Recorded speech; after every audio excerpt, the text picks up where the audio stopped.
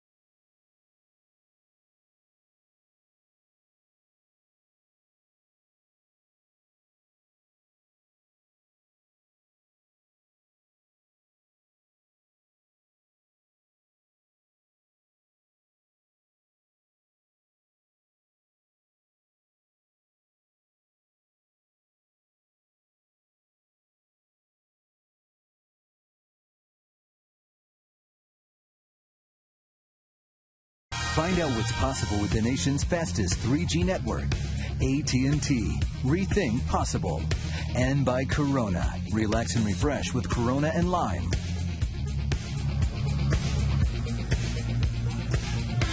Rays and the Athletics tonight, the first of a three-game series here at the Coliseum.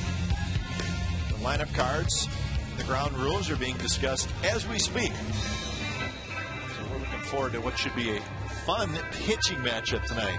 David Price and Gio Gonzalez. Let's take a look at the game time weather for tonight. Brought to you by the Santa Cruz Beach Boardwalk. The admission is free and the boardwalk is open this weekend. A little bit cooler tonight, 58 degrees, but a very comfortable night. Throw a jacket on and you should be okay. Fireworks after the game, so a nice crowd on hand tonight. Well, you know, a good idea for folks that might be watching or are watching Joe Madden's Tampa Bay Rays right on Comcast Sportsnet California. Watch the game, maybe about 7-8 innings, and hop in a car, because by the time they unload all the people in center field, get them down on the field, and people get down there, you have time to jump in the car, come down, watch fireworks. That's right, and they're good fireworks as always. Keys to the game, Ray. Keys to the game, great fireworks. Brought to you by Toyota, as always. Gio, feed off your last couple of starts, pitching very well. Don't make the price right. Wow, that's a good one. See what happens when there's a day off? That's right. Boys just really come out with some keys. And Sweeney leading by example.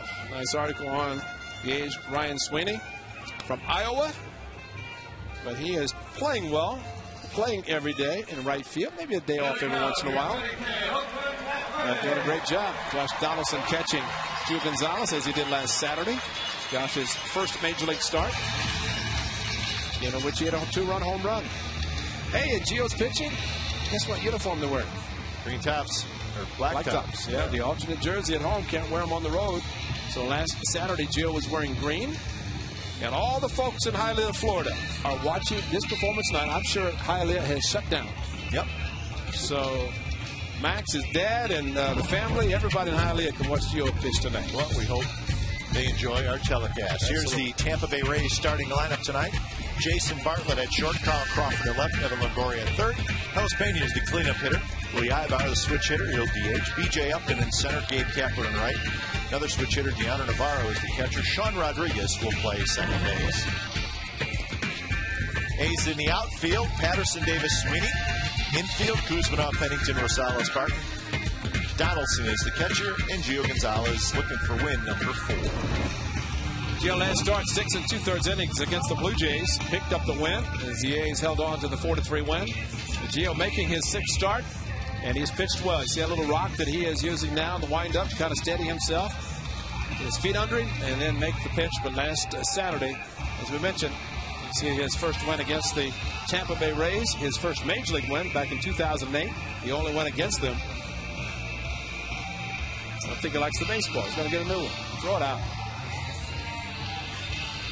The thing that Gio did in that Saturday game, threw a lot of fastballs to hitters and fastball counts that did throw it by them. And he threw a lot of fastballs inside, which forced him to extend, go along with the curveball and the changeup.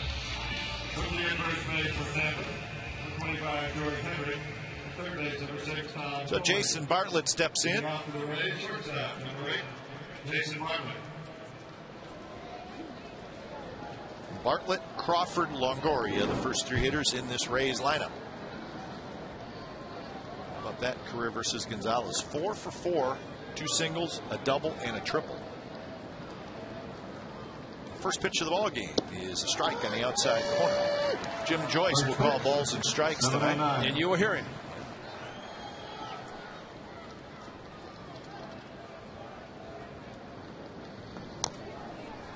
See that little rock, that rocking motion that Gio has put into his windup a week ago, 2 weeks tomorrow, Sunday actually, against the Cleveland Indians. A rocking motion. He said it basically steadies him against Jose Molina last Saturday. Kind of lost it momentarily, and 2 pitches ended up outside. Got back and started throwing very effectively, but something about halfway through the Cleveland start, Daisuke Matsusaka, rocking motion. Curveball slowly hit toward Pennington. Scoops it up, throws on the run. Bartlett's retired. 4 for 5 now. That's right. It's a new day. That'll bring up Carl Crawford. Number 13, Carl Crawford. Crawford off to a terrific start. A .343 batting average. 3 home runs and 15 runs batted in. Swings at the first pitch and fouls it back. Crawford 9th in the league in hitting.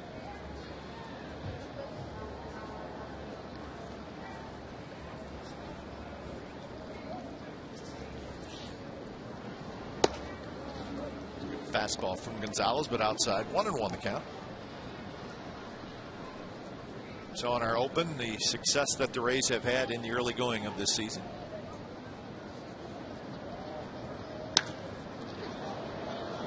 Patterson goes back. And now in a step or two, he's got it.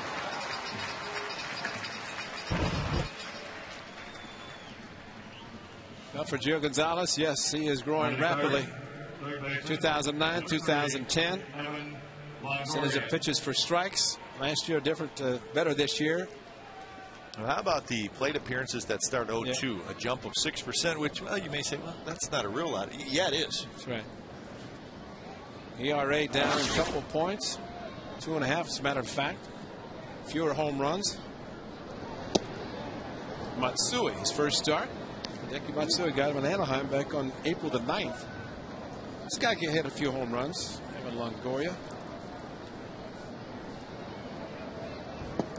If you are a collector of anything and give a chance to speculate on players of today who might go into the Hall of Fame, you could say number 3 is on his way to Cooperstown. Yep.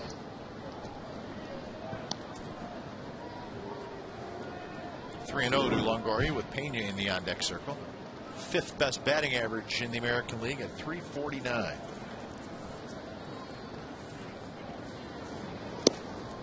Way outside, and that's a 4-pitch walk to Longoria.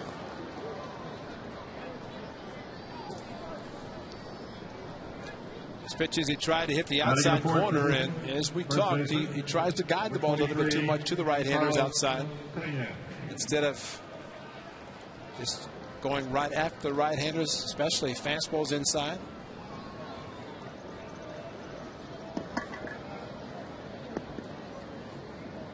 Pena hitting .204 with 5 home runs and 22 runs batted in. He has been in a huge slump. That's all I'm going to say about it. Jack Webb used to say, just the facts, hey, sir, just the facts. Don't blame me. It's all yours. Just the messenger, right? That's right.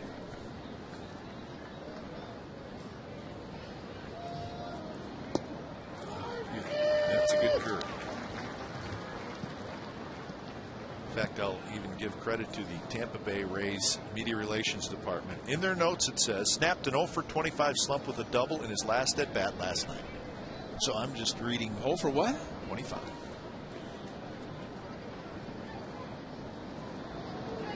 One pitch ripped foul. George Henry sticking out of the line. There's Jim Joyce. Derek Cousins is the crew chief. He's down at 3rd. Have to send some Ricolas down to Jim Joyce. Of course, the way he levels out the strike call. Called strike. It's like an old timer. Oh, he is. A young man with an old time call. 0-2 to Pena.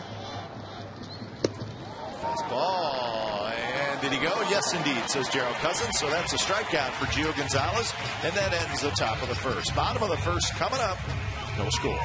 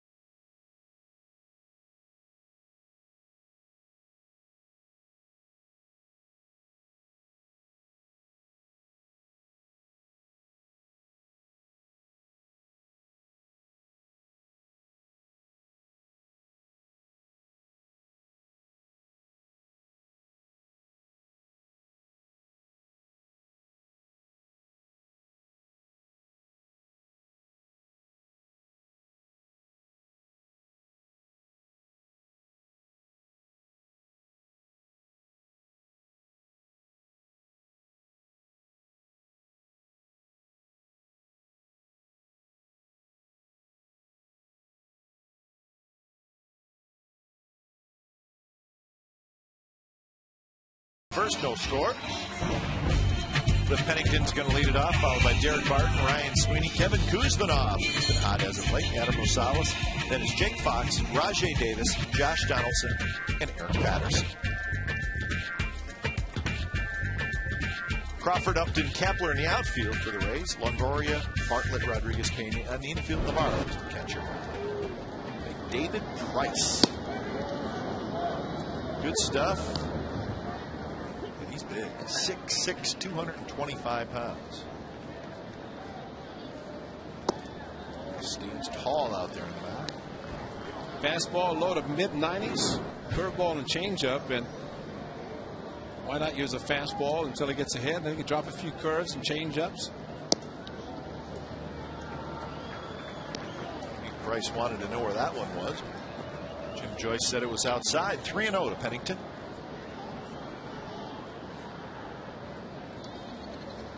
Here's a strike.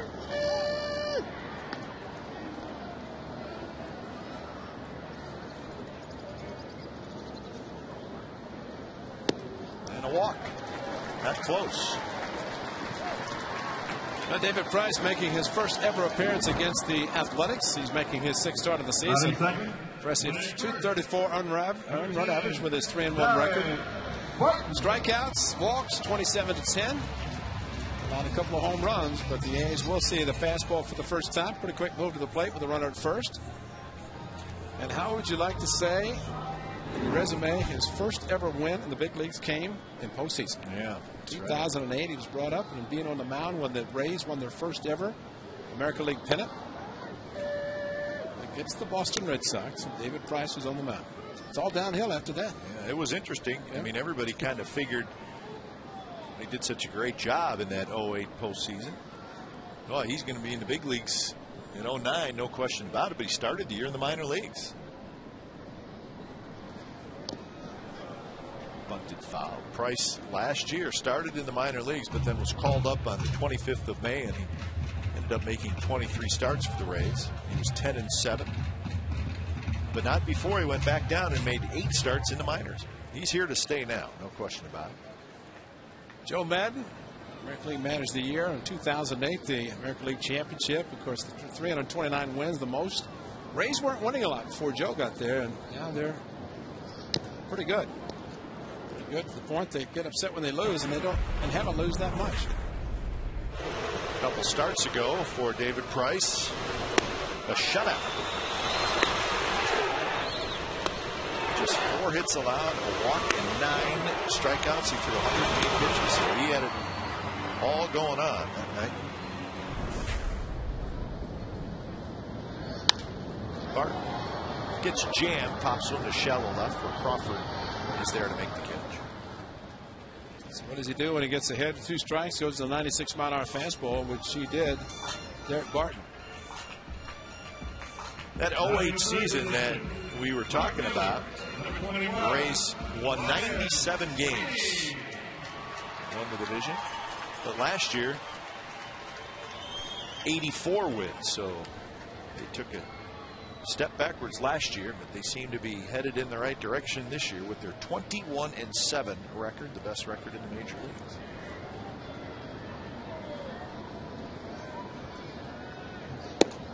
Pitch is a bit high to Ryan Sweeney. David Price's comment they made about when he was struggling at the big league level, and he said he's proven to everybody what he can do at AAA needs to learn how to pitch at the major league level. And winning 7 games after the All-Star break last year had to take him into the All-Star or the off-season on a high note. He started out well in this season. Of course, the first overall pick in the draft back in 2007 from Vanderbilt.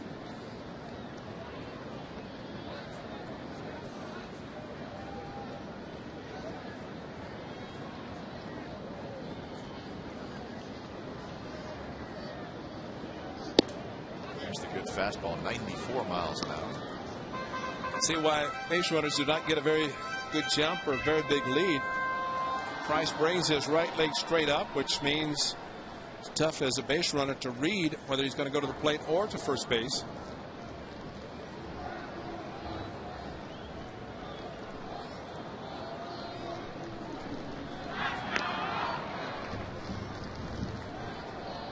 I got to see the move, so it looks like when he's throwing to first, he steps almost directly to first base. When he's going to the plate, brings the leg straight up. But I think the A's base runners need to see the move when he does bring the foot straight up, the leg, whether he does go to the plate all the time or will throw to first. Yeah. Sliced foul right toward the A's bullpen. It's a crowded group down there. Yeah, another one bit the dust today. Yeah. Justin Duxer on the DL. And another reliever. Yeah. Edouard Ramirez was brought back up.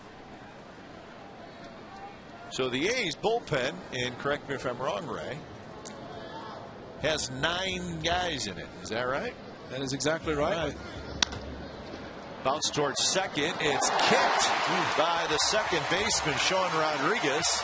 He tracks it down, and everybody's safe. You know what it looked like? It looked like he just tried to flip the ball from his glove to Bartlett covering. That's what it looked like with the naked eye. We'll see with the replay. Coming over, did he get a glove on it? He just clanked it. Looked like, though, he wanted to try to flip the ball from his glove to Bartlett, even with Pennington running. The ball hit up the middle, and that's a hard clank. And that's a base hit. Yep. It's, hey, when you're going hot, you're hot.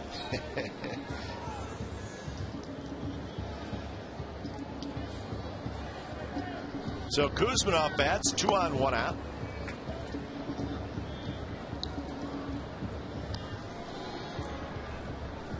So a walk and an infield single. And think about it, Sean Rodriguez, had he just caught the ball and thrown to first, probably would have gotten Ryan Sweeney. That's why no question. It's hard to believe he got a hit, but the fact that he had to go up the middle, but he was kind of playing up the middle anyway. So a gift base hit.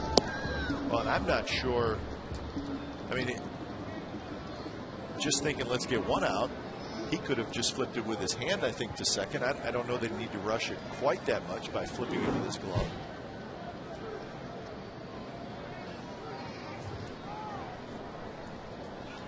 Seven for his last 18 for Kuzminov.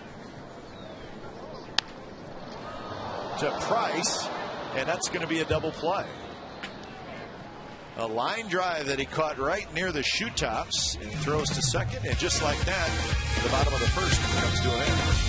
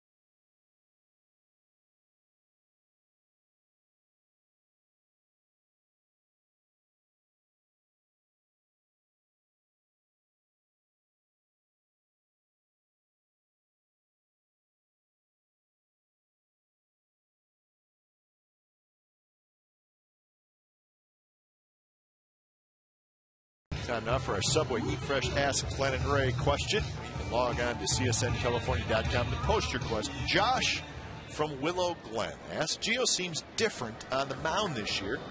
Is it just his confidence level, or has his mechanics changed? Yes, yes. Yes, yes, that's right. And one may have something to do with the other, right? Well, there's no doubt. And talking to the scout downstairs who signed him, and he said confidence is the biggest thing. We're seeing it more and more, and Gio definitely believing that he is as good as we know he is, and that's the biggest key for him. You know that little rocking motion? Number 2. Watching the clubhouse, playing Motown. Does the same thing. Maybe he's got a little bit of that. Nothing wrong with a little iPod, Motown. Yeah. iPod, you know, kind of in the back of his mind. He Gets him thinking about it. There it is. I got sunshine. Oh boy. Oh boy. No, that's it. No. But Gio, it's great. Starting pitcher gets to put his own music on, and Gio's got the Motown. 2-0 to B.J. Upton.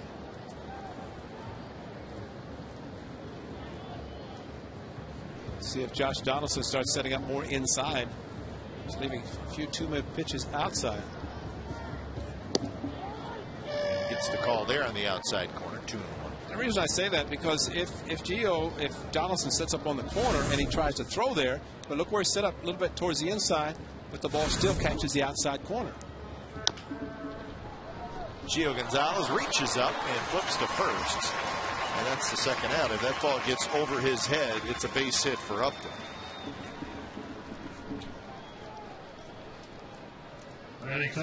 Good finish by Gio. Number 19. Squaring up to the plate, follow through, and then going back up on the incline, the top, and making a nice catch. And you're right, with Upton's speed, keep him off the bases, number 1, and Gio helped himself by making the play. 2 outs for Kapler.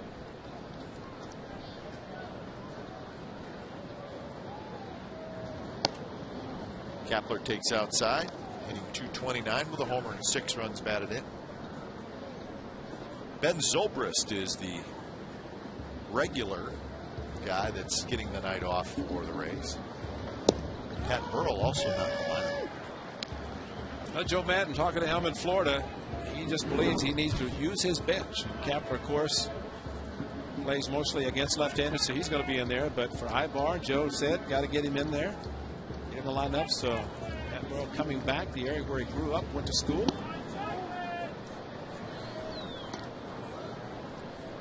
Well, if Pat Burrell's not playing against a left-hander, that's not a good sign for Pat Burrell. Yeah. Well, I think saw it when he hit the 3-run home run off Ben Sheets. Did not play the next night. Yeah. The lefty was on, and Joe said simply, it's not a matter of Burrell. It's a matter of he wanted to get Ibar in the lineup, and he thought that would be a good matchup for him. But you're right, it doesn't help Pat Burrell because he's been accustomed to playing every day.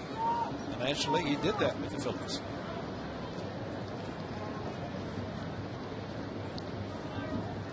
2-2 to Kapler. Good curveball, and Kapler swings and misses. 3 up, 3 down inning for Gio Gonzalez. He's got a couple of strikeouts. Bottom of the second coming up.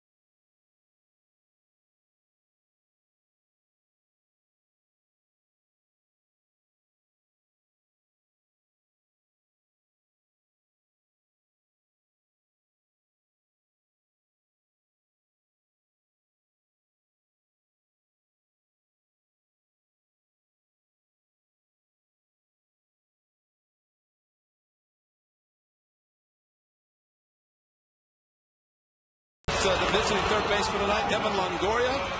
Last year, first-time Gold Glover, first of many Gold Gloves. He can do it all. Strong arm, great hands, and just a few of the great plays that Evan Longoria made last year and continues this year as the third baseman for the Rays, for an All-Star, Gold Glove winner, home run champion.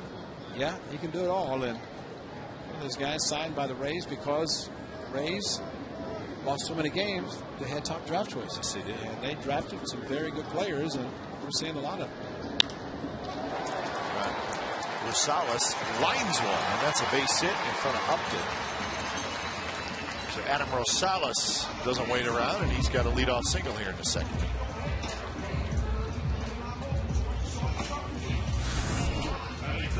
Why not? You get a first pitch fastball. Might be the best pitch you see in the at-bat. So Rosales swings in. Here's your difference of the artificial surface, the field turf at St. Pete. And how much better is this game already because it's outdoors? Yeah. First two games against the Rays indoors at Tropicana Field Dome.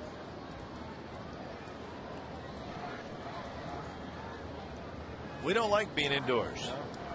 Won't have to be any more indoors the rest of the year either. The A's lost those two games in St. Petersburg, 8-6 and 10-3, but that's it. As Ray said, no more trips to St. Petersburg this year.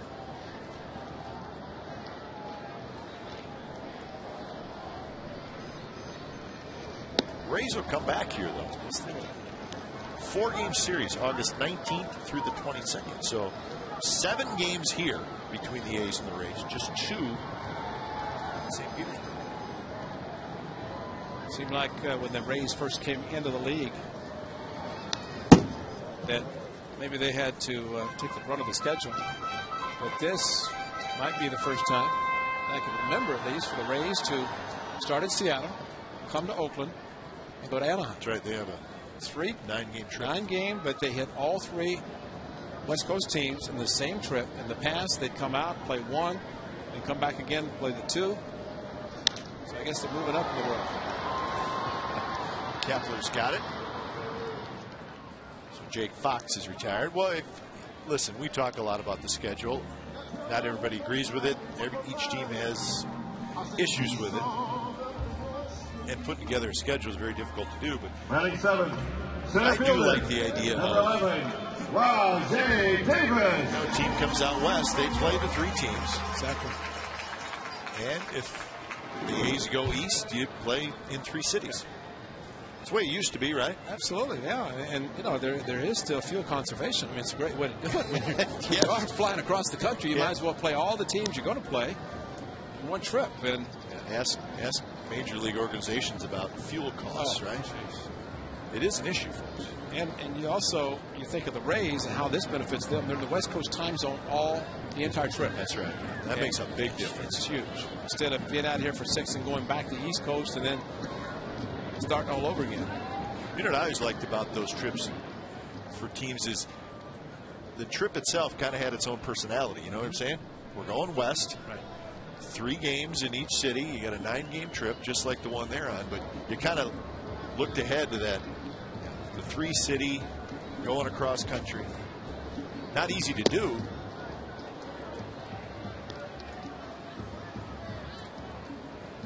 As with Cleveland many years ago, we'd head west and we'd lose. Well, yeah, it's a trip that not everybody necessarily likes because it can be difficult. But Ozzie Guillen talks about it with the White Sox. When they come west, they've had difficulties, especially here in Oakland. But the point is, when it's all said and done, you're going to play 81 games at home and 81 on the road.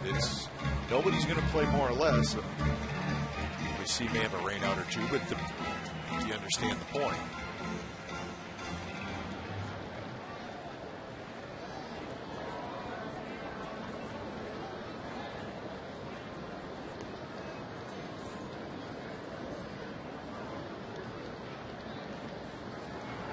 The A's next trip, not the next trip, but the trip after that will be 3 East Coast cities, Baltimore, and then 4 in Detroit, and then 3 in Boston.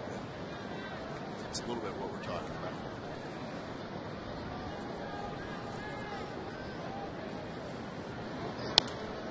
Jay Davis on the foul ball. Rosales led off the inning with a base hit. Fox flied out to right field.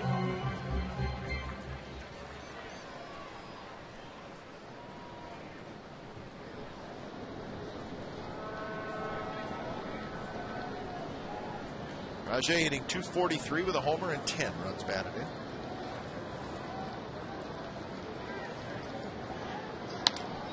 Reaches for it, pokes it to Pena, who gets the out at second, and the ball goes past Price into the dugout, and that's going to be an error, and that's going to get Rajay Davis to second. Price was, at least it looked like, maybe just a shade late getting there, and that's a difficult throw for the shortstop because pitcher's on the move. Very difficult. Almost you don't want to throw it. You're trying to lead the pitcher, covering, and you throw it behind him. Navarro, really, if the right angle, catcher has enough time to get down to keep this ball from going into the dugout, but Navarro, of course, it's a long run and a lot of foul territory to cover. The ball went straight into the dugout. Navarro almost got to it, but let's see if the A's can take advantage of the mistake.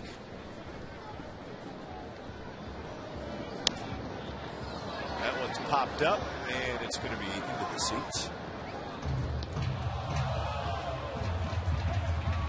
I mean, that's a throw that if you're at the bag, stationed there in time, you're going to make that play. It's not a horrible throw, but you can see Bartlett just trying to guide the ball, and that makes it very difficult.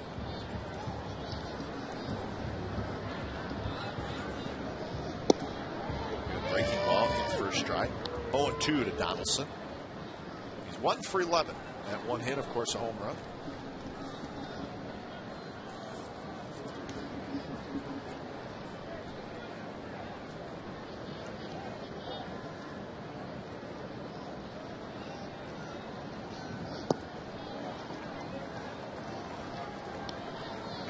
Talked in open about don't make mistakes. Well, the A's have not so far, but the Rays have. And putting a runner in scoring position, it's going to be a tough double play anyway.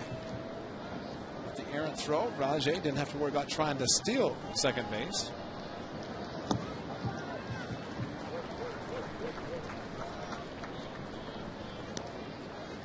So 2-2.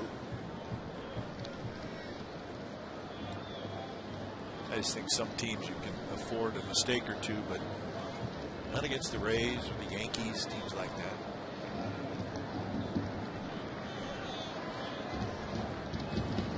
Swing and a miss. Struck him out. That's the first strikeout for David Price.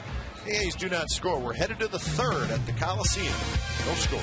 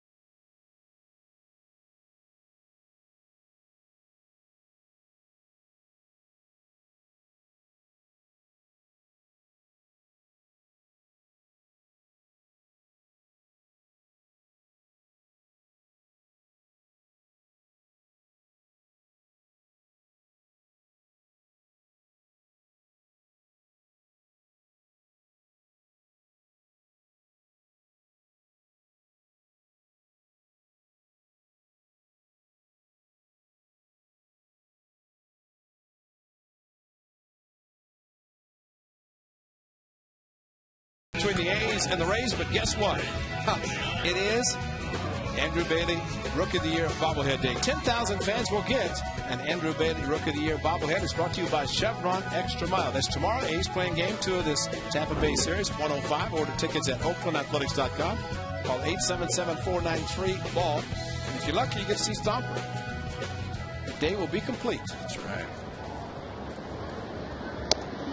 Leonardo Navarro, the first hitter, followed by Sean Rodriguez, Jason Bartlett.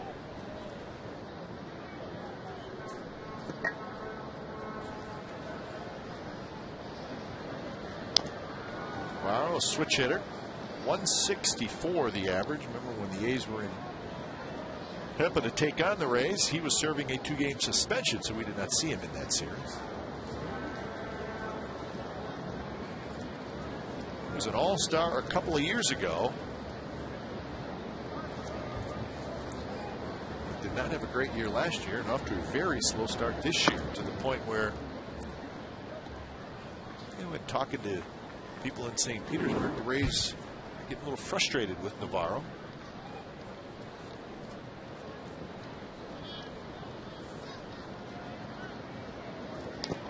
Just got a piece of that one. We saw John J. So, and that's a young man who played well against the A's during the 2-game suspension by Navarro. J. So, a left-handed hitter.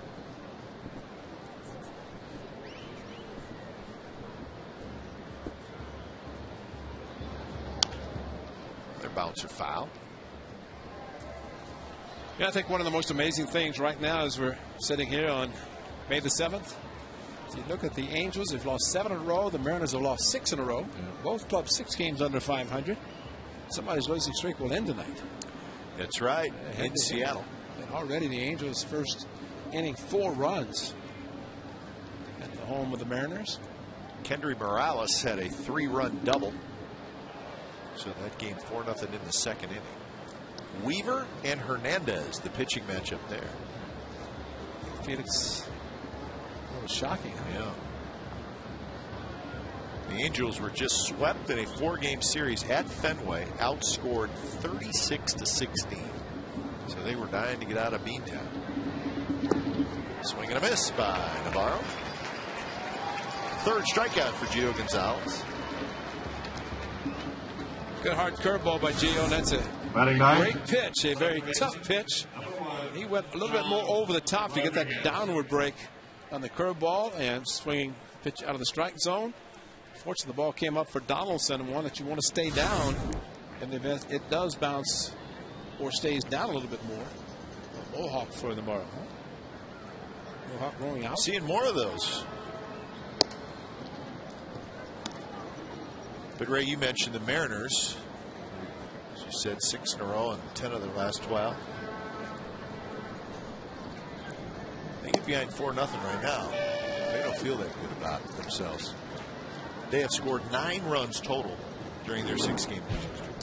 I mean, they have really struggled to score runs, and now Milton Bradley's situation again. He's on the restricted list. And also with Cliff Lee going last night, by these Rays in the final game of the series, and King Felix going tonight. They're pitching back to back, but very quickly down 4-0. There you go. They asked for the pitch a little bit quicker. That looked like a pretty tough swing, at least. That is a swing, folks, and that's concentrated on blocking the ball in the dirt, but you got to also ask for an appeal, but it never was asked. His first base, Todd Tischner, just waiting to fire up an arm. 2-2 to Sean Rodriguez. He swings at that one and misses. That's a nasty curveball right there. 3 straight strikeouts for Gio Gonzalez. Curveball up a little bit more this time, so a full swing by Rodriguez. Jason Bartlett. So curveball, curveball, curveball, resulting in the 3 consecutive strikeouts.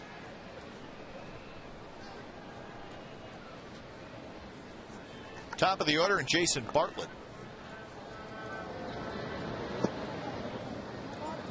Bartlett grounded out to Pennington, leading off the ballgame.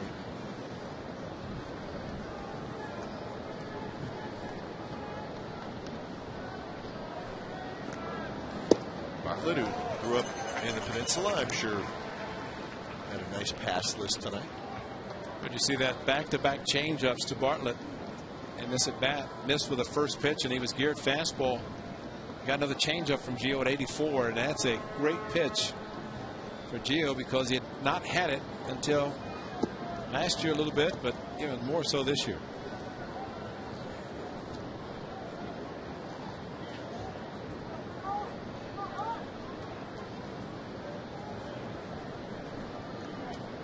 No walks, make it 1 walk, 4 strikeouts so far for Gonzalez in the early going. Now 3-1.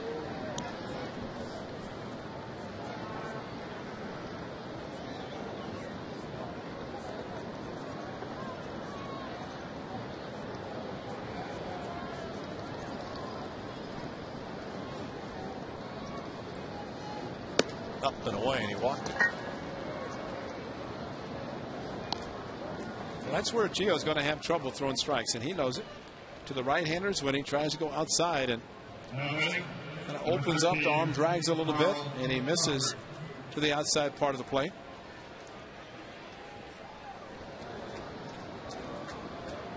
Here's Crawford, who hit a fly ball to left field.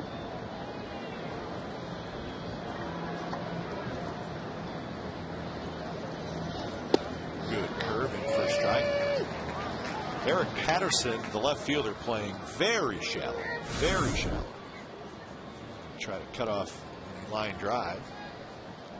No swing, but a perfectly thrown strike by Gio on a curveball.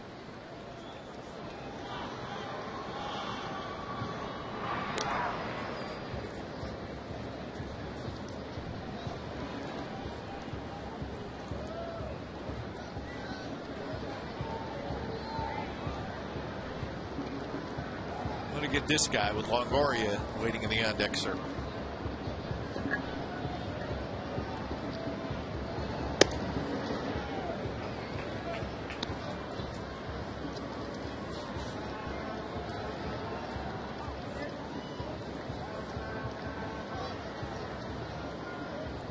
Now Crawford has 13 hits in his last 30 at bats.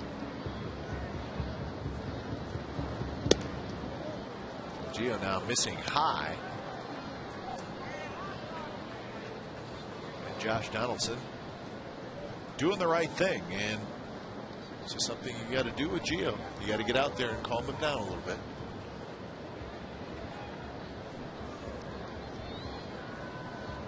That's nice. They worked together last Saturday in Toronto.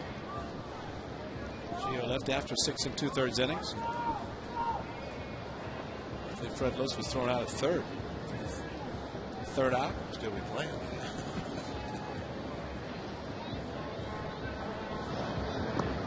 Way outside. Now 3-1.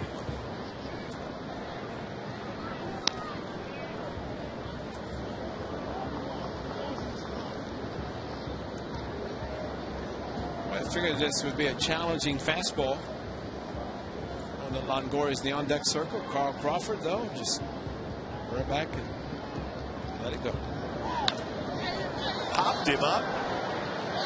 Donaldson flips the mask. He's chasing it around, and he caught it. Well, he circled around it, and he made the play. Hey, round and round we go. Oh, I'm glad he caught it.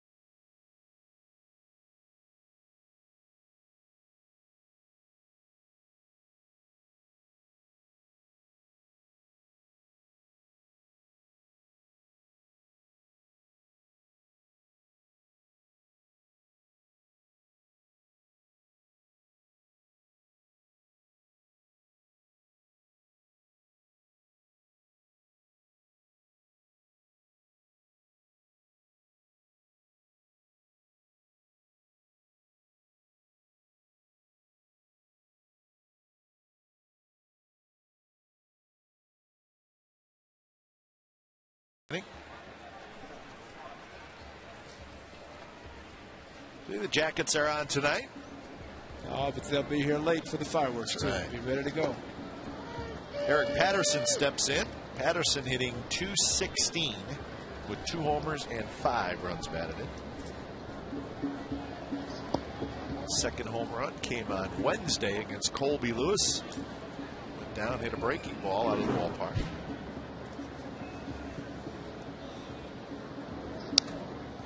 Patterson still struggling lately. 4 hits in his last 27 at-bats.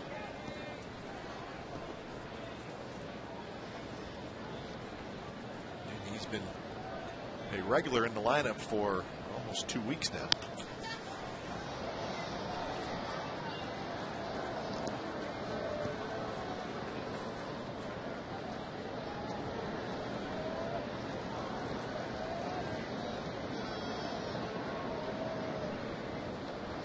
One, two, just a bit off the plate.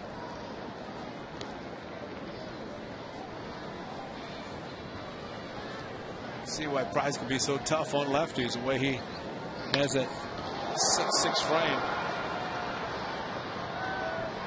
B.J. Upton's right there. He's got it.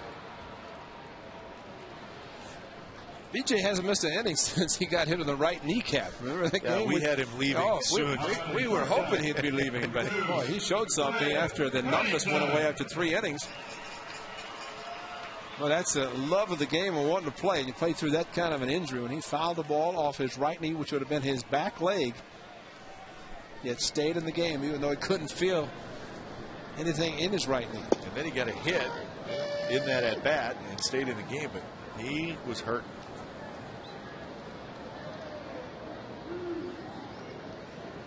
Pennington walked in the first inning.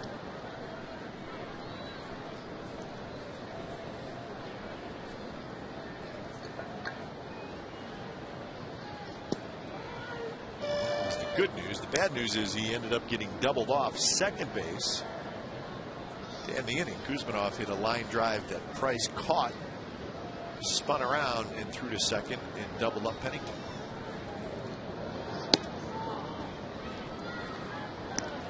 .95 miles an hour.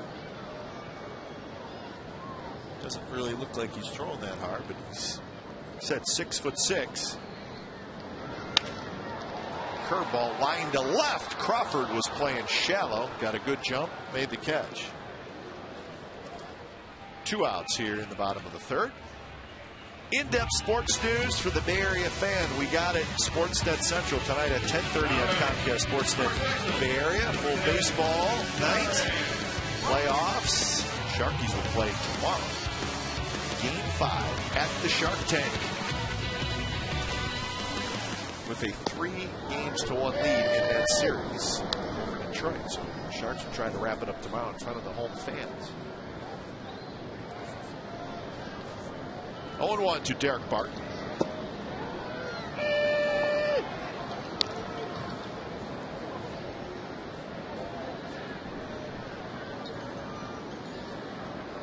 Barton hit a fly ball to left field in the first inning.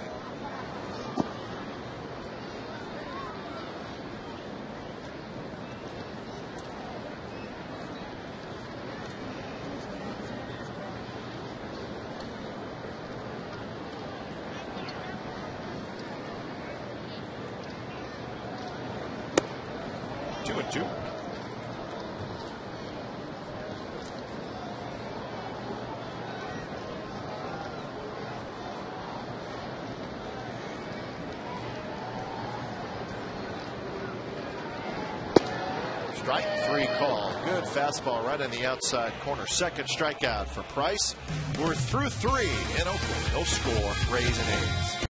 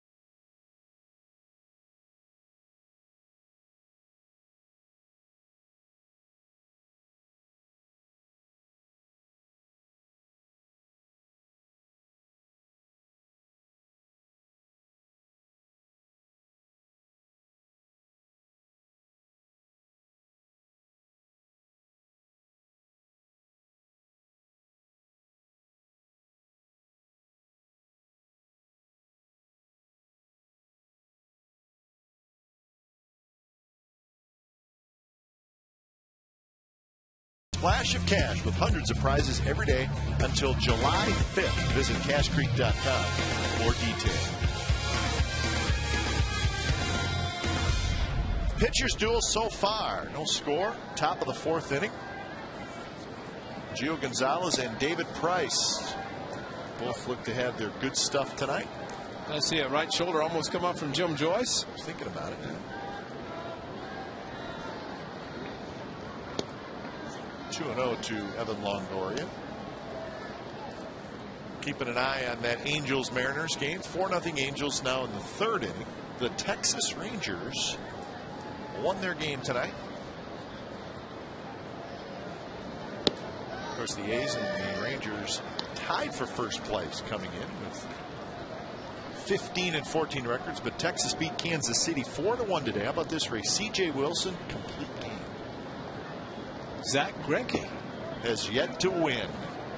Is it 7 starts, maybe 6, probably 6 starts. He's old. This time last year, he was 6-0. Yeah. On his way to a Cy Young Award.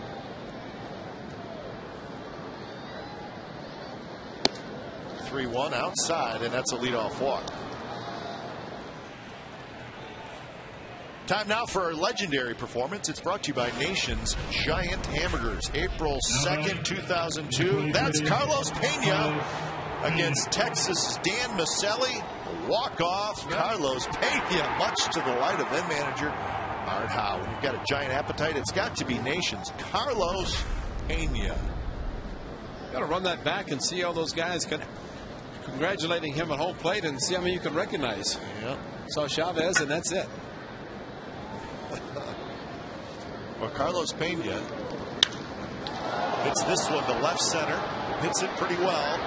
Rajay Davis is going to get there. He's got it. Longoria tags, and he does a very nice job of base running, although he probably should have slid. But he makes it to second base on the long fly ball by Pena.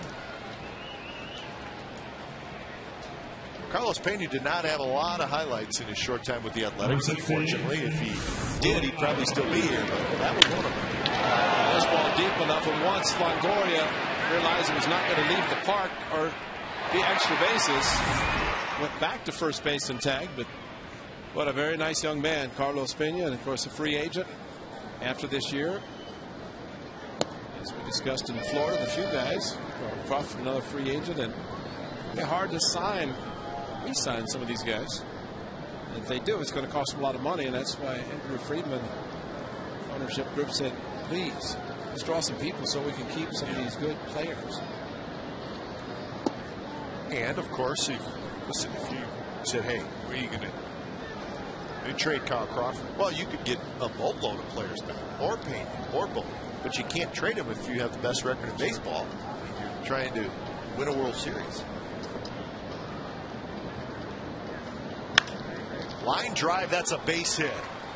Longoria coming around third. Sweeney's throw to the plate is just a bit off. Longoria slides in, and Willie Ibar has an RBI single, and the Rays lead 1-0.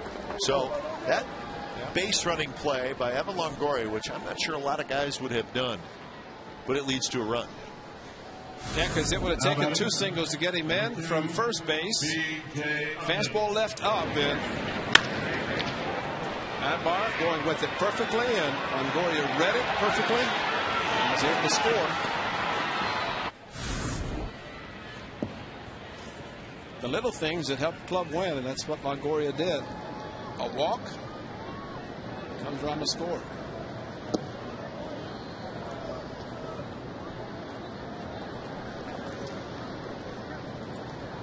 B.J. Upton bounced back to Gonzalez in the second inning.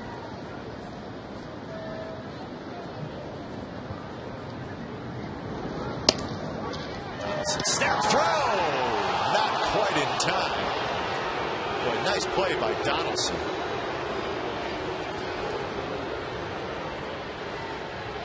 Well, the hand of Ibar must have been to the outside, because the snap throw, the quick tag by Barton, got off quite a distance, and he just missed it. The quick tag, and Barton did not get anything but air.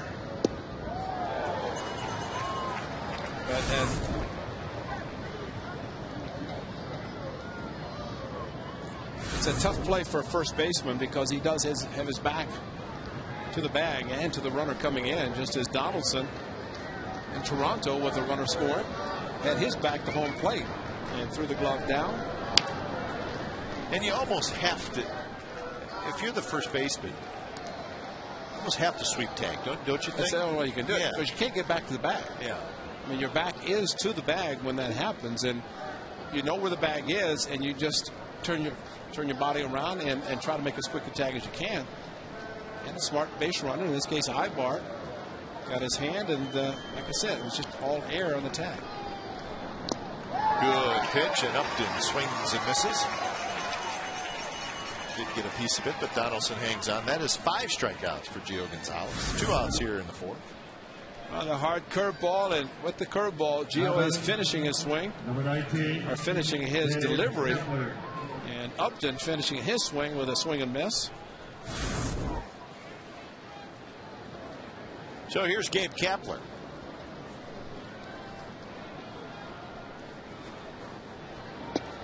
Kapler goes around. A couple other notes on that Rangers win. C.J. Wilson is now 3-1 with a 1.51 ERA. Vladimir Guerrero with another home. Former closer. Yeah. And a reliever in general, and then asked if he could go in the rotation, and yes, try it. On the infield, Pennington comes in, and he's got it. Side retired, but a run for the Rays on Willie Ibar's RBI single. Bottom of the 4th coming up. 1-0 Tampa Bay.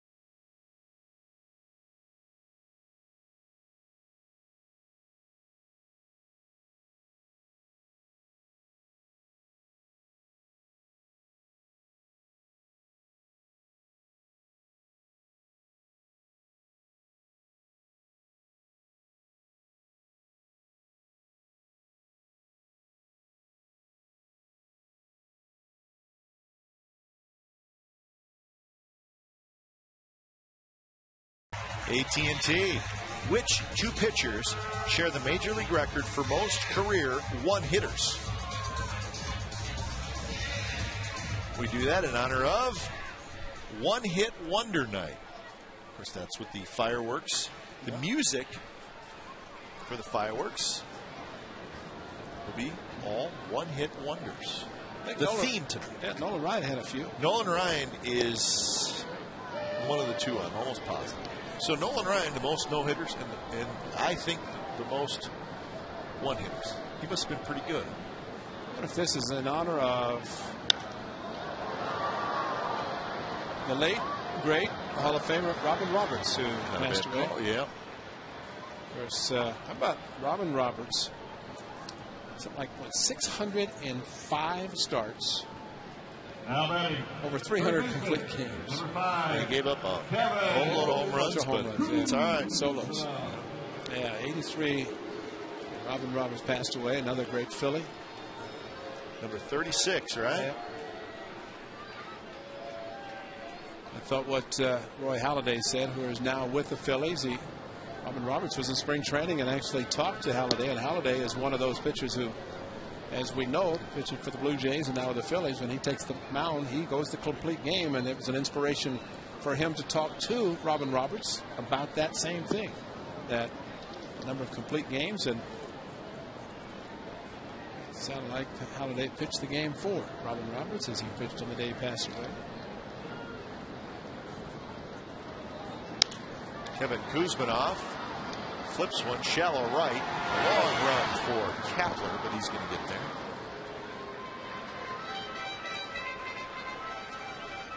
Then a Hall of Famer passes away. And then you get a note about a young man who I know you heard about in spring training, Ray. Starlin Castro.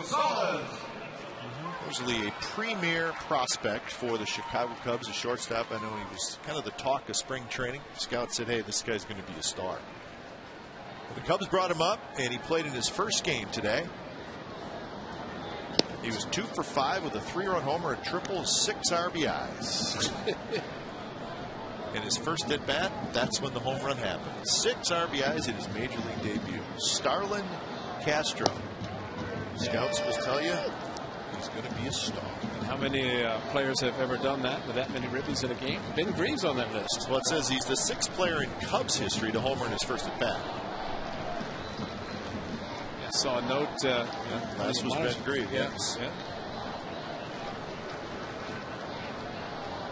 Against the Giants, I want to say, for Ben Green, his first game, it just seemed like everything he hit, it was a hit, and he drove in runs with it.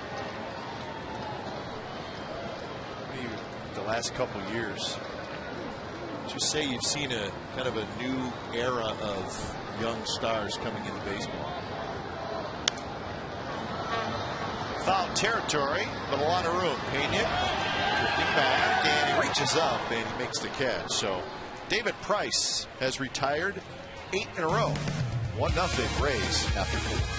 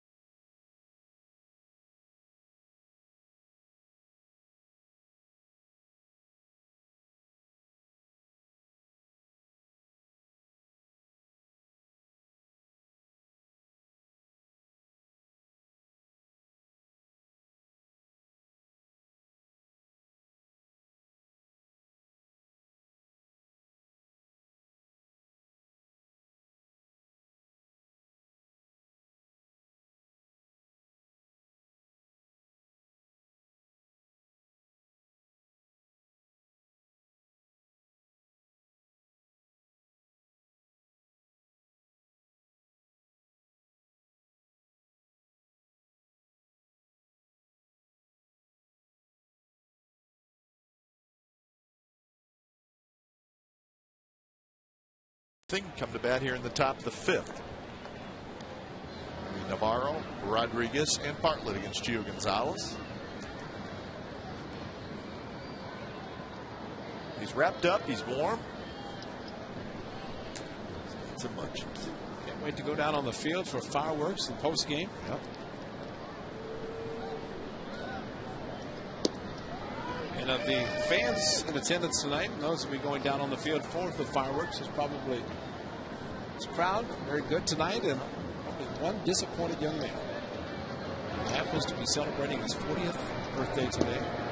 Clay Wood is going to have all those people on his infield tonight in the fireworks, but he doesn't mind. So happy birthday to Clay Wood. He's a groundskeeper. Clay's 40. I would have thought 38.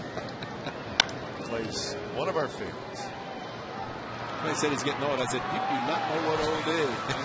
You are a young man.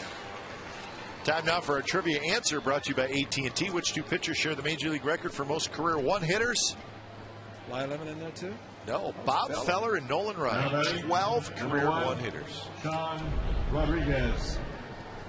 So Feller, I was just going to say, how many no-hitters did Feller throw? 3. Of course, Ryan with the record 7. Bob Feller. You just take a Nolan Ryan. He had 7 no-hitters and 12 one-hitters? That's unbelievable. Somebody throws a one-hitter now, I mean, once a year? I mean, we're talking about a complete game here. Yeah, yeah, right. You know? Yeah, just a... Yeah, we're not one hit through 6 innings. 12 one-hitters, 7 Josh Donaldson catching for the A's night so far is a one hit. He's got the one hit. That's a home run. That's right. Last Saturday in Toronto. So we and he hopes that changes. Yeah, we don't want Josh Donaldson to be a one-hit wonder. He even changed it tonight on the theme for the Diamond Dish. 1-2 to Sean Rodriguez, and he has an emergency swing and a high fastball, fouls it back. Two 24-year-old pitchers, 2 left-handers, very good left-handers. They've given up combined 3 hits. The A's out hitting 2-1, like he did in his last start. Gio Gonzalez, no hitter. He tied the first night in Toronto, and tonight he's not giving up a hit. Did not give up one until Ibar's last inning, and that is it. Strikeout number 6 as Rodriguez gets caught looking at a perfect pitch right on the outside. Number 8. Had to be thinking curveball after fouling off a fastball.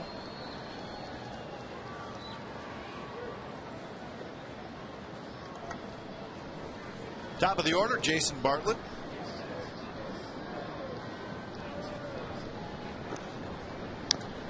Bartlett goes after a first pitch changeup and dribbles it foul.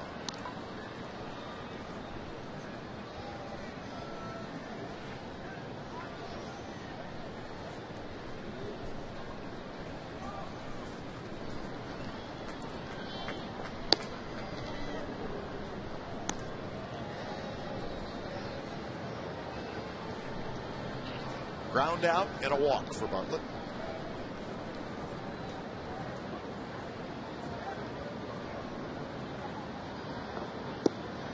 Settled into that leadoff spot for Joe Madden.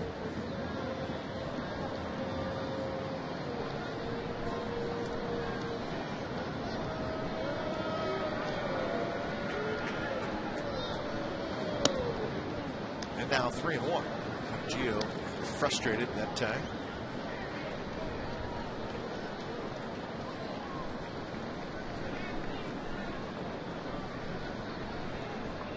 Kyle Crawford would hit next if Bartlett were to get aboard.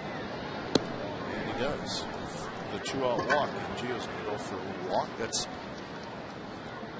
the 4th base on balls he has issued. The last one in the 4th inning ended up scoring.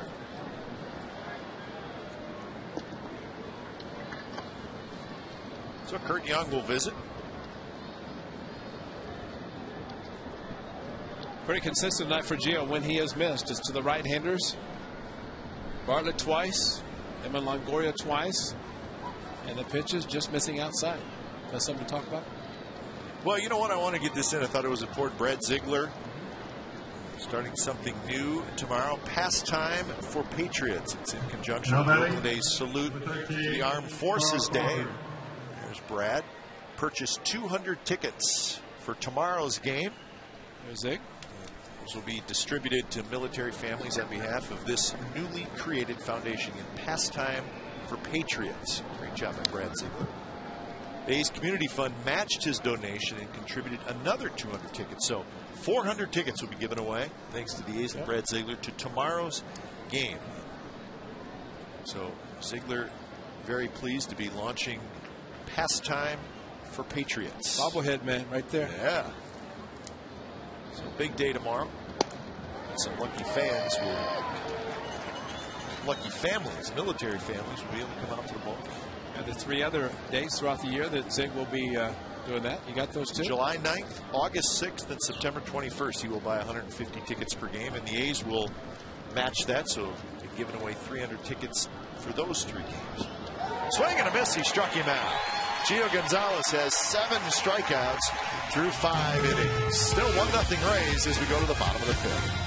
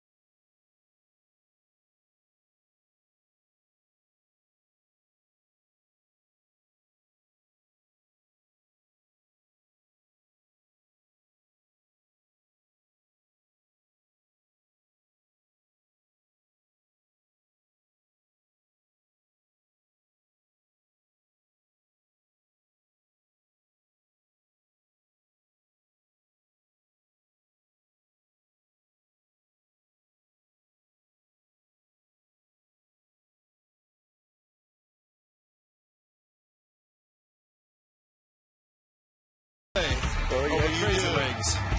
The dance off. But we'll tell you about checking out the great deal of the all-new Water Steel Mini Plan. Get field-level seats for 7 great games, including contests with the Yankees, Red Sox, and Rays, as well as Joe Reedy Jersey Day and Kids Backpack Day. It's all for just $154. Get details now by calling 510-638-GO-ACE or go to OaklandAthletics.com. Crazy Legs. Crazy Legs the vendor. Yeah. He won the dance-off here in the 5th inning.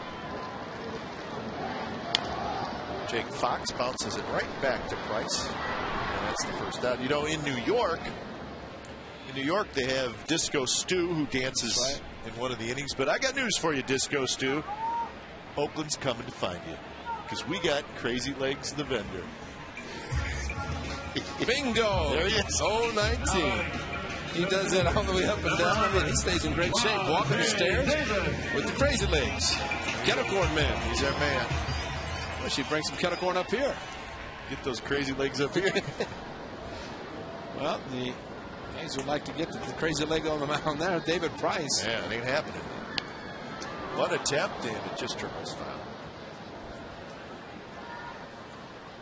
And we hope for David Price, who is from Nashville, Tennessee, and boy, some bad flooding in Nashville, Tennessee. Yeah. And we hope all the folks in that area are doing well. I know Nick Hunter is a friend of the A's that lives in Nashville. Of course, you know what, down there, Grand Ole Opry, the whole country music, but a lot of flooding in Nashville. And again, we hope all those folks are getting through the terrible storms and the flooding.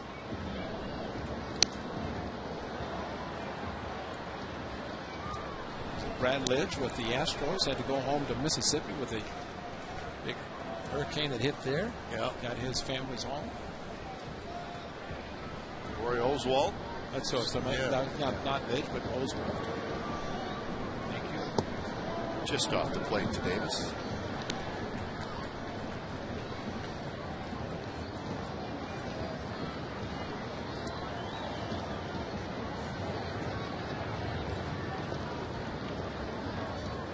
This will be pitch number 64 from Price, so he's got a pretty good grip on his pitch count.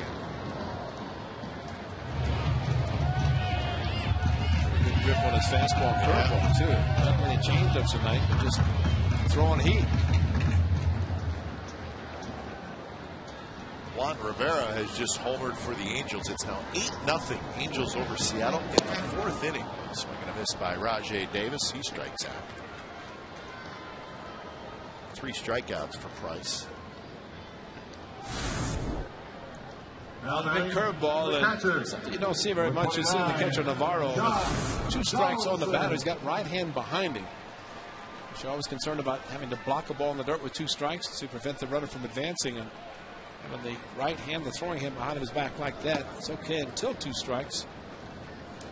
But you need as much help as you can get if you have to block a ball in the dirt. Donaldson struck out swinging in the 2nd inning.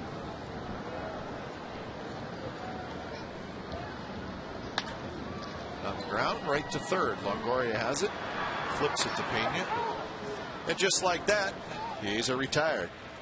So David Price is rolling right now. He's retired 11 in a row.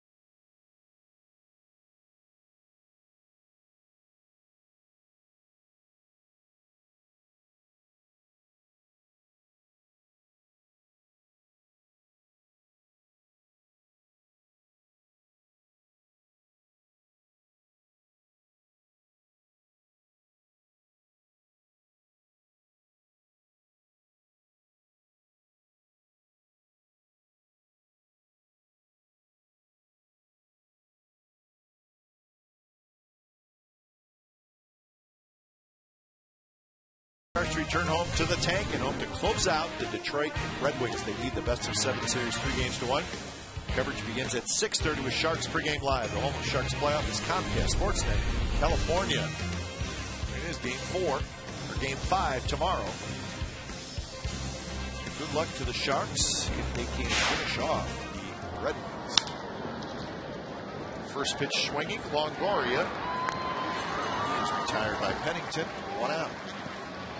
Probably said walking is okay, but had enough of it. Although the 2 walks to Longoria, that's only the 2nd strike he's seen. And he swung at it, ground ball, to the sure hands of Cliff Pennington. He needs to have to find a way to get a run or 2 for Gio Gonzalez, who's pitching brilliantly tonight. Just 1 hit. The walks have hurt him. He's 1 hit. Excellent base running by Longoria to get in scoring position. First pitch to Carlos Pena, a curve. Pena flips it, shallow left field. Patterson coming in. He dives and he caught it. Terrific play by Eric Patterson in left field.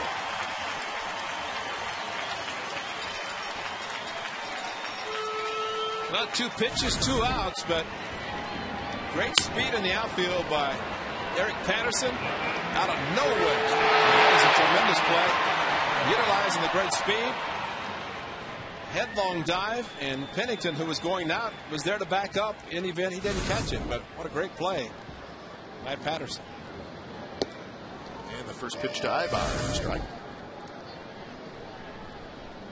That is a true all-out headlong dive. Time when a guy left his feet, and it meant something. So when you're struggling, as you mentioned, Carlos Pena, you try to think you have a hit, and it's a great defense just robs you. 1-2 to Willie Ibar, who had the base hit in the 4th inning to knock in the run.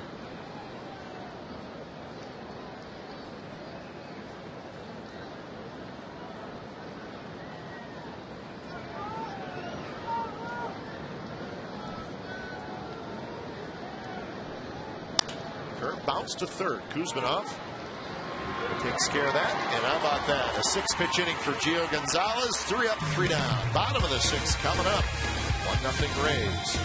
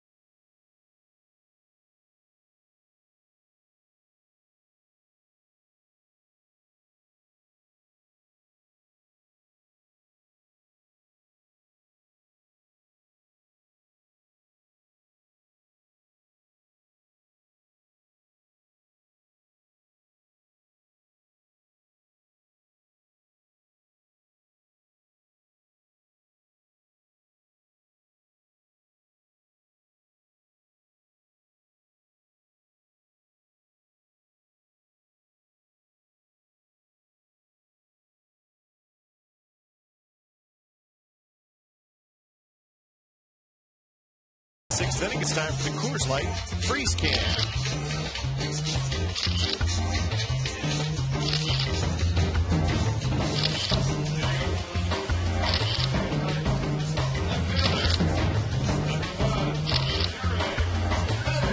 Coors Light Freeze Can brought to you by Frost Brew. Coors Light, the world's most refreshing beer. The pitcher's duel continues into the bottom of the 6th. The Rays 1, the A's nothing. Just 3 hits in the game. The first pitch to Eric Patterson is a strike from David Price. I think the Rays should be getting somebody up in the bullpen, huh? At least the A's are hoping so. I think that's a great idea. He's retired 11 in a row as Price. One attempt, pretty good bunt. Longoria juggles a little bit, then throws just in time to get the speedy Patterson. Nice play by Longoria. Well, the fact that he read it, charged, and did not really have to see him break as soon as he saw Patterson square around the bunt. And even though he did bobble momentarily, still his momentum and his strong arm, able to throw out the speedy Patterson. Not by much, but just enough. Top of the order in Pennington. Excuse me. That's good.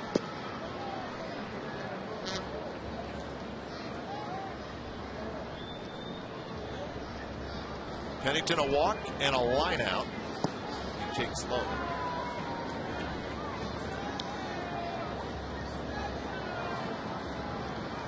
Red Sox and the Yankees hooked up. Second series of the year between those two teams. Yankees won tonight 10-3 at Fenway. Their first series was the opening series of the season. That was at Fenway as well. Yankees won 2 out of 3 there. Hughes the winner, Beckett the loser tonight. Nick Swisher hit a 3-run. What is Beckett now? 0-2, is it?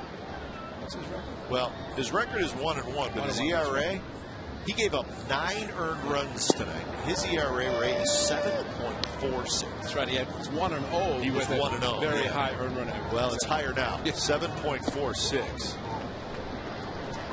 No swing, and Cliff Pennington has a 1-out walk.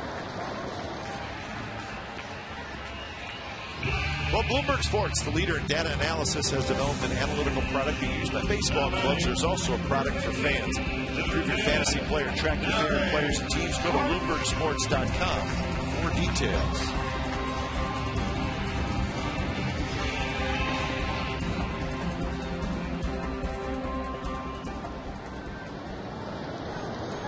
So here's Barton. He's got a base runner in Pennington with 1 out. First pitch is outside.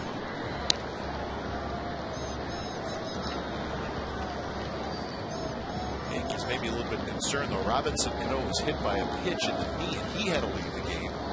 And Nick Johnson has been bothered by a sore wrist and he had to leave the game. Yankees playing well but a little bit banged up. But they win tonight 10-3 at Fenway. You know what? I think they have the resources that they need to get somebody. They can do it. So we shouldn't worry about them too much? No, absolutely not. It may take a little while because they wait for clubs to get out of contention if they need somebody. Money is not a problem, not an issue. 2-1 to Derek Barton.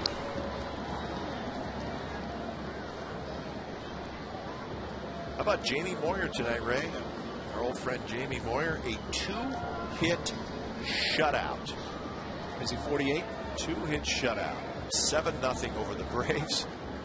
Twice as old as the 2 pitchers on the mound for the A's tonight. Pennington takes off, swing and a miss. The throw to second base is there in time. Pennington is out.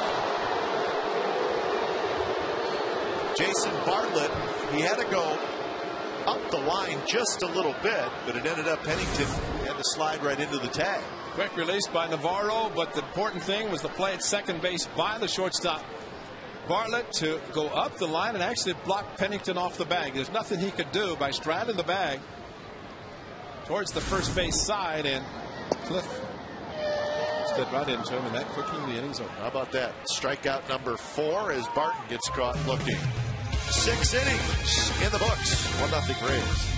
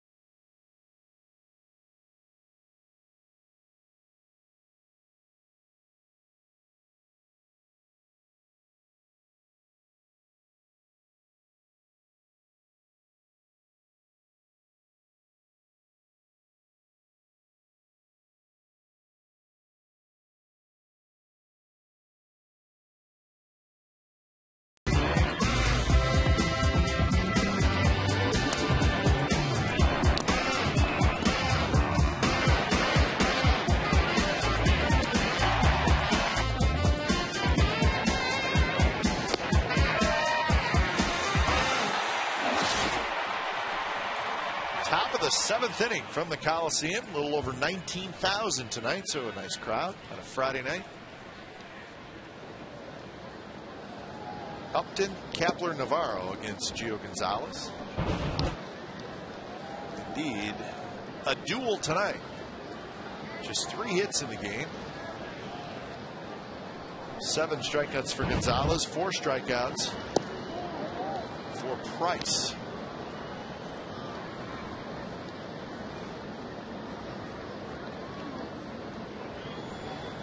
This will be pitch number 88. Gio Gonzalez is pitching into the 7th inning. Barton, nice play on the backhand, spins around, flips to Gonzalez, who beats Upton to the bag. 1 out. Gio falling off towards the third base side had to react very quickly. And he'll walk back to the mound very slowly, but boy, this is a time for a catcher to go out and just give him a breather. He had to really sprint hard. Made a great play by Barton. Nice feed to Gio Gonzalez covering the bag to get the speedy Upton.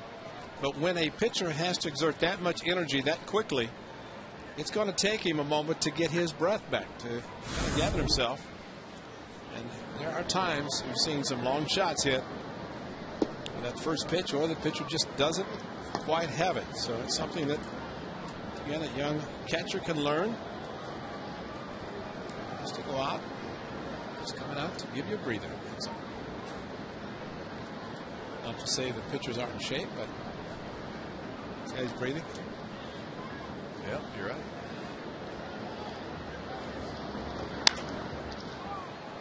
And a base hit to left field. Ray Fosse, a baseball genius. Well, I've just been there, seen it too much, too often. I know what you're saying. It just happens. It could be just maybe 15 to 20 extra seconds. That's it. You see him walking back to the mound to try to slow down everything, but everything is speeded up. And Pat Kapler got a fastball after missing the first one. Gio did. Michael Wirt starts to throw. So that hit, just the second hit off Gonzalez in this ball game. Here's Navarro, a strikeout and a ground out. He takes low.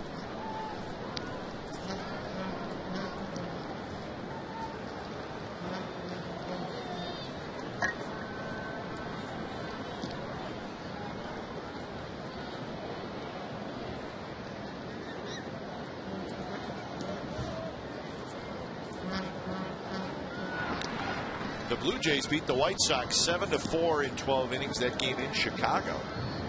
White Sox tied it in the bottom of the ninth, 4-4. But Alex Gonzalez, a 3-run homer in the 12th inning, was the difference. They saw a little bit too much of Alex Gonzalez in Toronto. What, he hit 3 home runs against him in the 2-1 game? Yeah. Well, he hit his 9th home run tonight. Pushed the ball Sunday against Ben Sheets. Gio's asking, it is 2-0 count, and there's 1-0 on the board. Now, Jim Joyce is confirming it. I think Joe Madden or somebody's asking what, all Gio wanted to know. The board says 1-0, isn't the count 2-0? Wasn't questioning the pitch location. Inside 3-0.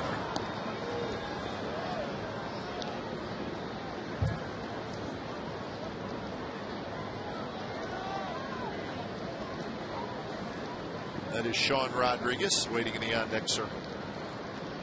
3-0 to Navarro.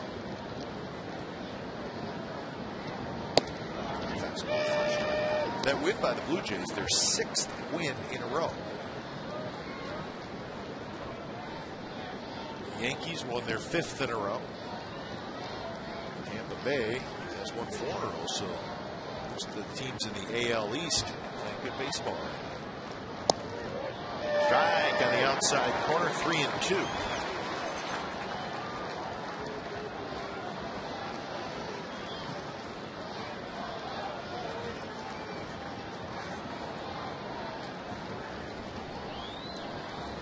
So John Buck had 2 more home runs. Did he really? Jeez, in the one game against the A's, and then Dave Buck. Yeah.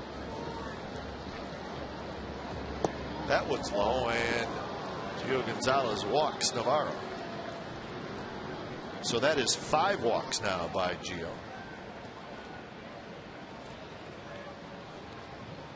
Gio's follow through just took him to the ground. It wasn't a matter of hurting himself. He just followed through, wanted to make sure he got a little bit extra, and then as he did follow through, just went to the ground.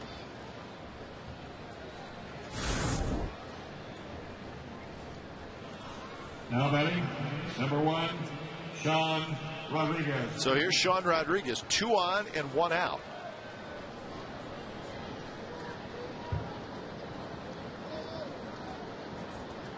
Donaldson puts a play on. We've talked about these situations before, Ray. It's the 7th inning. There's 1 out, but is asking Rodriguez to bunt, just to give that, put two runners in scoring position. And I know there'd be 2 outs, but my point is, in a game like this where Price is pitching very well, give yourself that one shot to get a base hit. Instead of staying out of the double play, that's a possibility. But I think we saw it. I know we saw it with Joe Maddon's former manager when he was a bench coach for the Angels. Did it right here in Oakland with an out, bunted his catcher and stay out of a double play and got the game-winning hit. But you don't see it that often. No, not very often. Yes. We've seen the Rays team average with runners in scoring position. And Jason Bartlett would be the next hitter, and he is a terrific hitter with runners in scoring position. Especially with 2 outs. Exactly. So the key here is to get a double play to get out of the inning. Don't bring Bartlett up with 2 outs.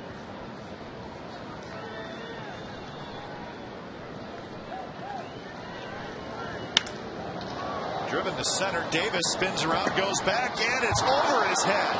He falls down. He gets up, scrambles after it. 1 run scores. 2 runs score. The throw to third. He's out at third. 2 runs score. Rodriguez is thrown out at third.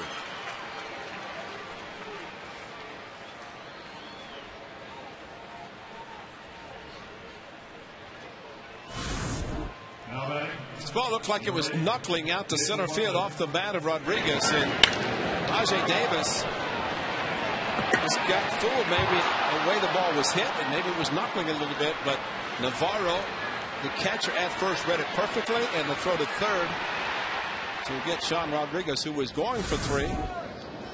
But the A's give up 2 more. So the big hit by Rodriguez. Barton going back now.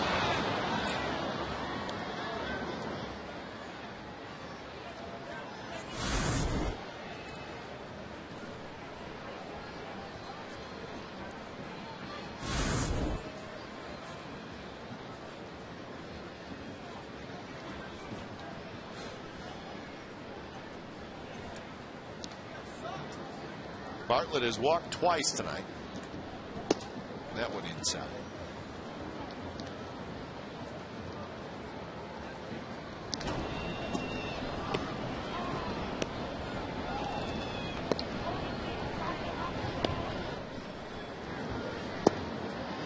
Inside again, 2-1. 102 pitches now for Gio Gonzalez. Still has given up just 3 hits. Trying to get through the 7th inning for the first time. That one hit well to center. Rajai Davis back on this one. He gets there on the warning track. So Bartlett is retired. But Sean Rodriguez, a 2-run double, 7th inning stretch, 3-0 Rays.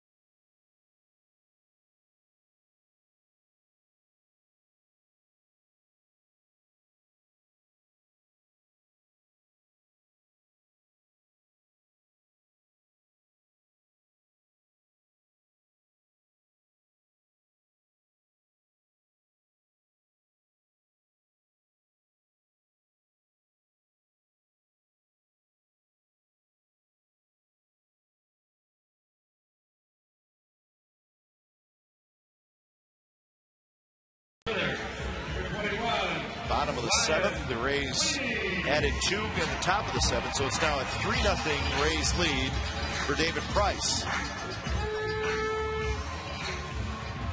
Price will face Sweeney, Kuzminoff, and Rosales. The last A's hit in this game was a single by Rosales, leading off the 2nd inning. First pitch to Sweeney, and first strike. 2 walks and 4 strikeouts for David Price.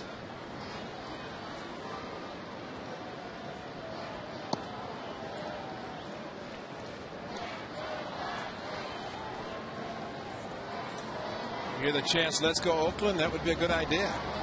David Price has been outstanding. That's the end of the bat.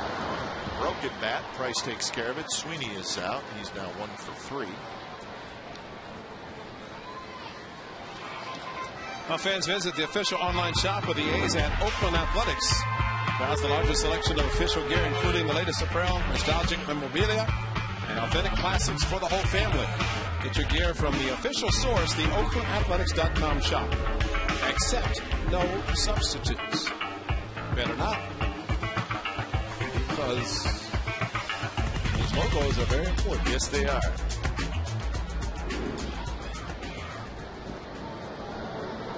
Kevin Kuzminoff steps in. Curve just off the plate to Kuzminoff. Lined into a double play and hit a fly ball to right field. 0 for 2.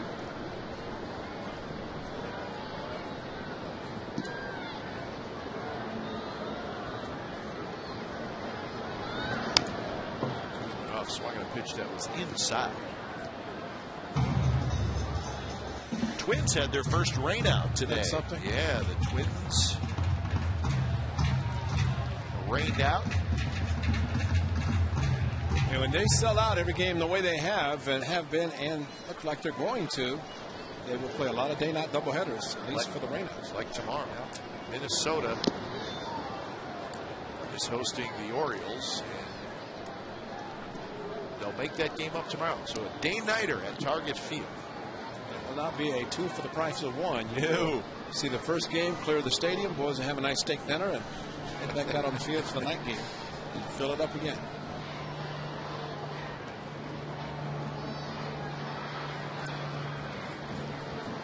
First day-night doubleheader at Fenway Park way back when, and that was the best part. Go upstairs and have a nice dinner, big old dinner.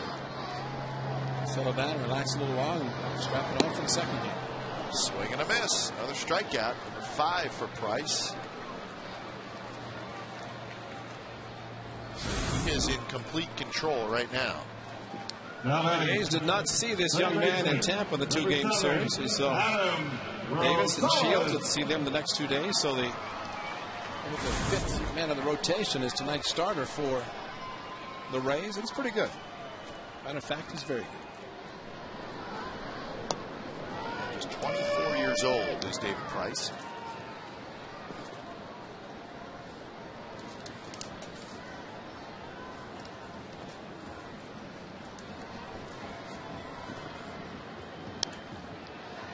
Cue shot.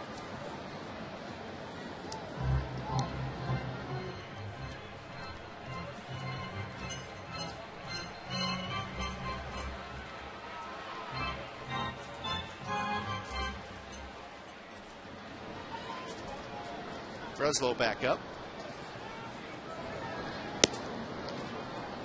Gio Gonzalez over 100 pitches, so Gio's night is over.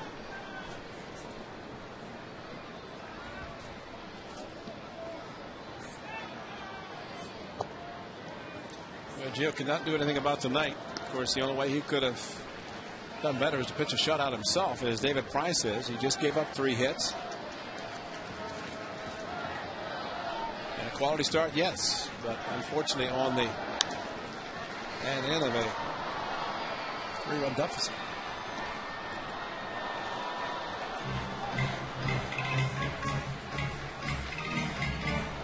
Angels still leading the Mariners 8-0. Going to the bottom of the 6th inning. Mariners do not have a hit yet in that game against Jared Weaver. And Adam Rosales swings at a pitch down and out of the strike zone, and that is another strikeout. A couple of strikeouts for Price in the inning. 6 now in the game.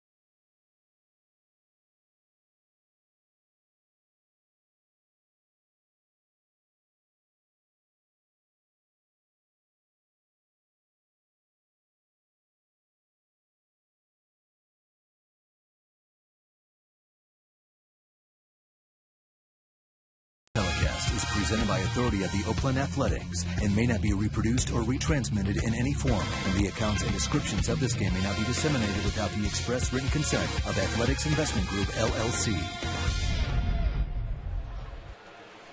Rays 3, A's nothing, 8th inning. And when it's time for a change, think Speedy Oil Change and Tune-Up. Oil Change Tune-Up and Smog experts as Craig Breslow takes over here in the 8th inning. Gio Gonzalez is night. A good start, but right now he's sitting on a loss. 13th appearance for Breslow.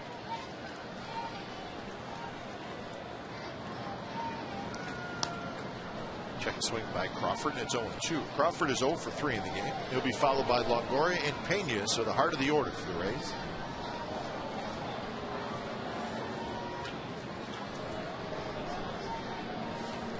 .103 pitches for Gio Gonzalez in the ballgame.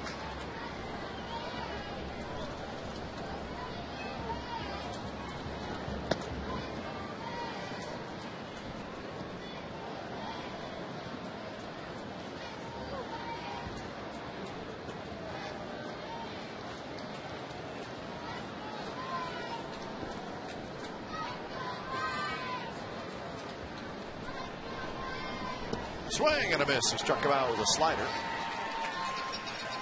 So the A's have kept Crawford quiet tonight. He's 0 for 4.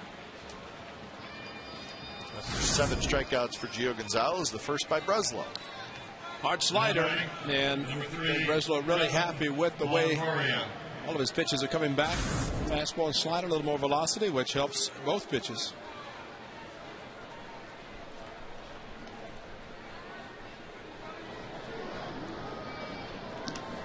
So Longoria steps in. He walked in the first, walked in the fourth, and scored in the fourth.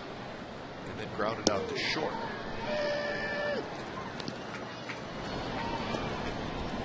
Chad Godin starts to loosen up.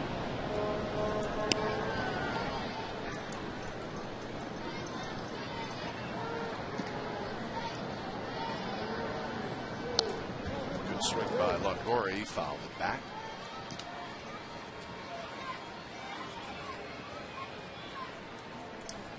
You talked about the playing a good team and no mistakes. Well, not really mistakes, but heads up base running by Longoria and clutch hitting by Ibar, like the first run. You know, in that inning, if Longoria does not go to second, Rays don't score. Nope. That'd have been a single, and then Joe Gonzalez got the next couple of batters. So heads up base running, and then again it looked like Rajai Davis fooled on the ball to center field. A little bit, yeah. And a catchable ball, which again would have been the second out. Maybe the Rays would not have scored that in. The little things that help the club win, or in case for the A's, might contribute to a loss unless they can come back. But it's a tough go with David Price on the mound tonight, the way he's pitching.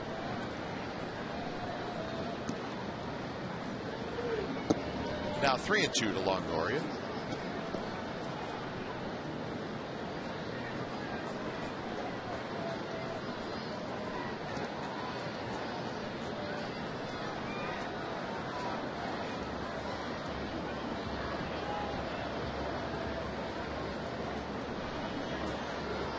Longoria with a slightly open stance.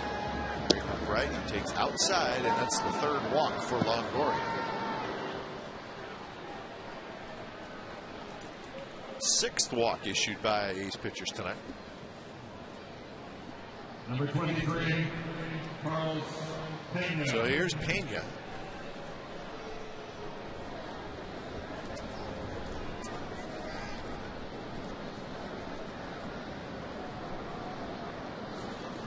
Even with his struggles as of late, Pena is still 22 RBIs. That's in the top 5 in the American League.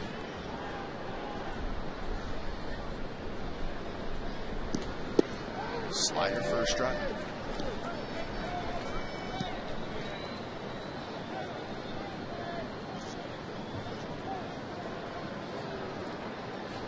Rays bullpen, as expected, is quiet.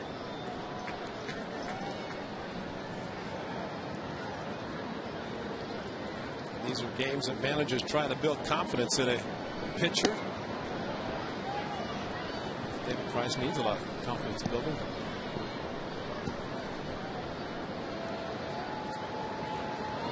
I believe that a pitcher on adrenaline. He's got a chance to do something special. He's already pitched a shutout, already been on the mound in a pennant clinching win. So he's not going to get too worked up about it. Find out what's club win. And remember, it says only John Danks has defeated the Rays on the road. Unbelievable. The only loss. John Danks.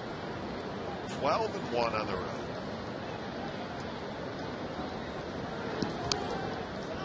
They are 9-6 at home. You think back to 1984, Sparky Anderson in the Detroit Tigers, wire to wire, 35-5 to start the season. It's interesting that you bring up the '84 Tigers. There's a note in the Rays notes today. We've talked about run differential. Their run differential is plus 83 coming into this game. Swing and a miss by Pena, and that's a strikeout. A couple of strikeouts for Breslow here in the 8th. Another hard slider, and Carlos swinging a pitch out of the strike zone, just reaching for it, no contact. And Willie Ibar. if he asked Jim Joyce, but I think he clearly knew it was out of the strike zone. So here's Willie Ibar. So coming into today, the Rays have scored 168, given up 85. That's a plus 83. Greatest run differential by a major league team after 28 games since the '84 Tigers. Runner goes. Barton throw, and he threw it away. And bouncing up, Longoria goes to third. That's too bad because it hit Longoria. Derek Barton caught the ball trying to clear himself. Get a clear path to throw to second base. But Longoria went on first move.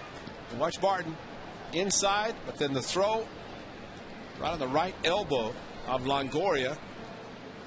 And no chance. Unfortunate, tough error for Derek Barton. Not much he could do.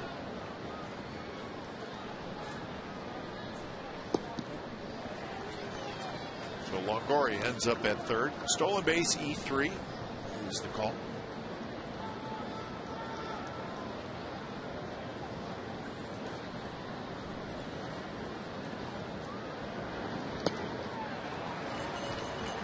0-2 to Willie Ibar.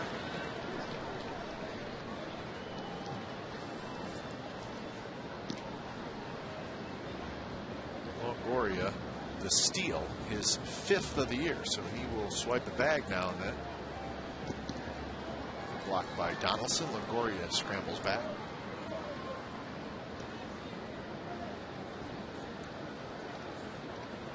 In the bottom of the 8th, it'll be Fox, Davis, and Donaldson for the Athletics.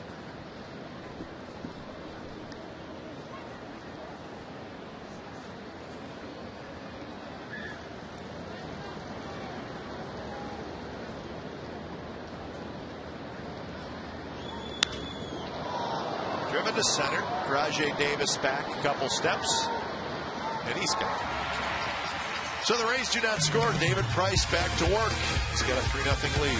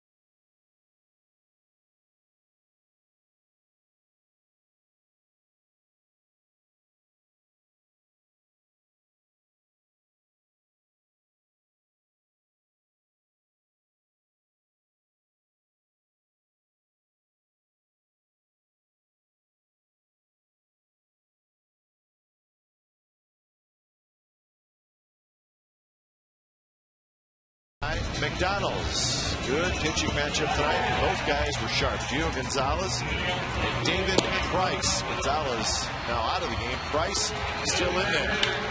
Big hit here for Sean Rodriguez. A 2-run double. That's in the 7th inning. He would end up being thrown out at 3rd on the play, but 2 runs indeed scored. Gio Gonzalez, 7 innings, 3 hits, 3 runs, 7 strikeouts. 3-3-0 for the Rays, 0-2-0 for the Athletics. That is your McDonald's game summary. Bottom of the 8th inning, the crowd trying to get something going. Help the A's out. Jake Fox steps in against David Price. Price has thrown 92 pitches so far.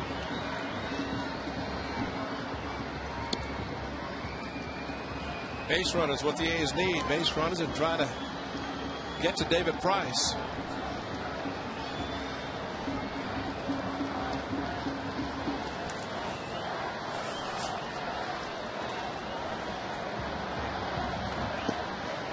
Two and 0 to Fox. The most pitches that Price has thrown in a game this year is 111. He's also thrown 110. That was his last start. 109. So he can get up over 100. No problem. Well, a no-hitter, there's no doubt, stay in regardless of the pitch count. But seeing the Joe Madden and Tim Hickey thinking about these young men, just 24, and maybe thinking about a pitch count, pitch limit. Well, when he threw the shutout 2 starts ago, he threw 108 pitches. And he walks Fox, leading off the bottom of the 8th. So a good start for the Athletics. That's a great start considering Jake Fox doesn't walk much. Hickey, the pitching coach for the Tampa Bay Rays.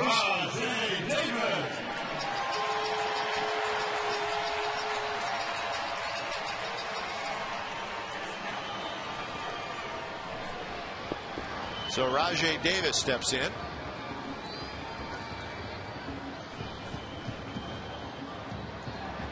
And they call the balk. So Fox will trot to second.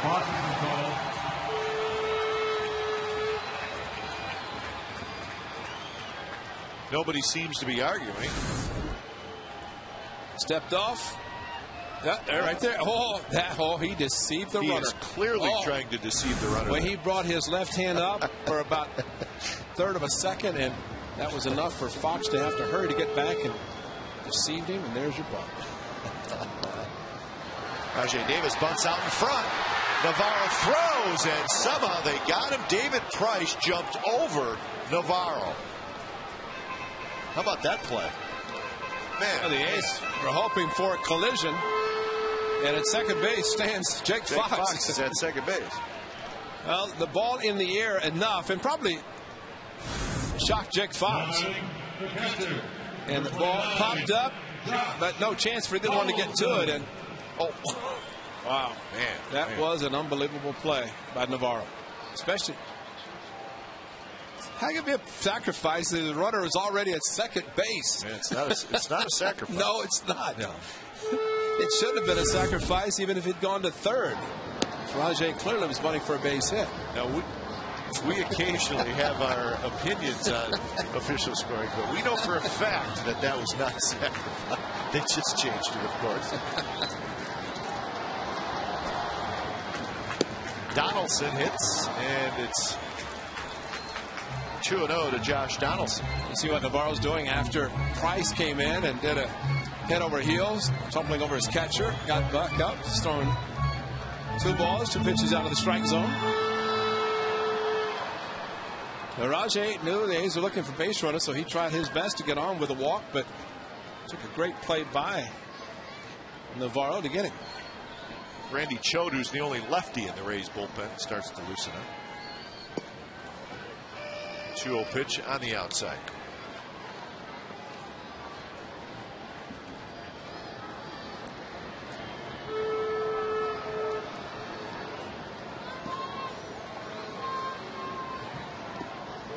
Donaldson on the swing, says home plate umpire Jim Joyce. Ray Jarrett Weaver has a no-hitter through 6 innings at Safeco Field. Third ball to the dirt, and fortunately for Donaldson, that went too far, called by the home plate umpire Jim Joyce.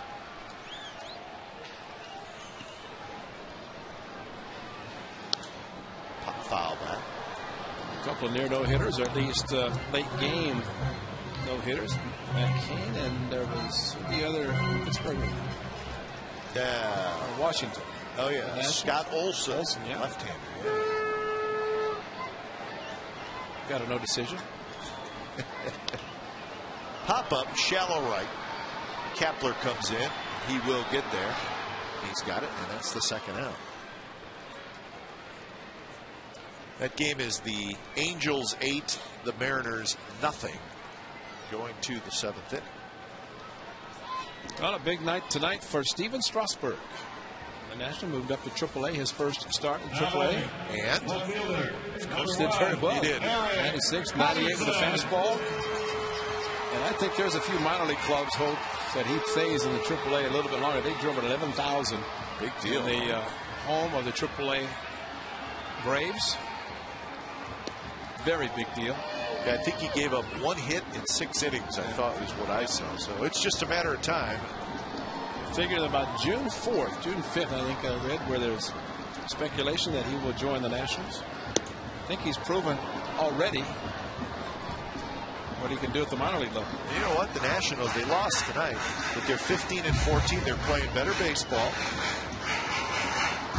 And now, you know, obviously the most talked about minor leaguer in baseball is Steven Strasburg. You bring him up, get a little buzz going in the stadium.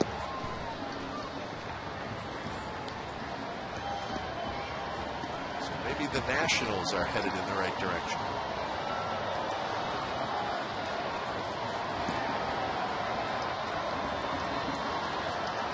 One and two to Eric Patterson, who's 0 for 2. He had a fly ball to center field and then grounded to third.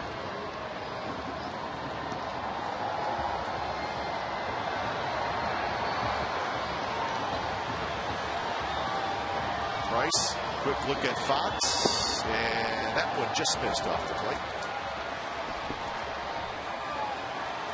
This will be pitch number 109 for Price.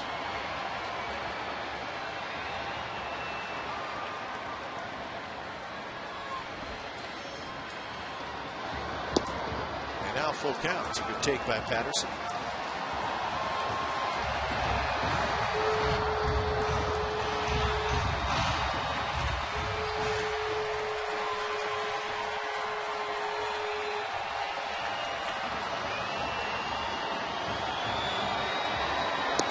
Check this swing, and it's high, so a walk.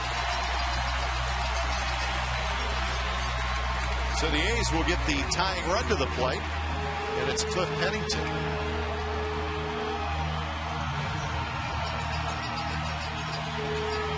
Joe Madden is not moving. He's moving towards the mound to remove his pitcher.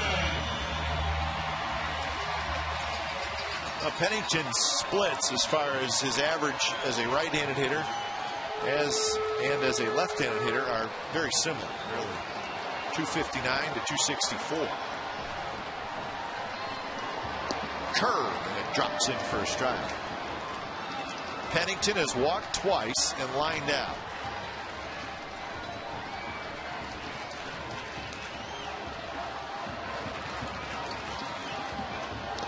Change-up, swing and a miss. How about that sequence? Now they missed with the fastballs to Eric Patterson, and then excellent curveball, then a change-up.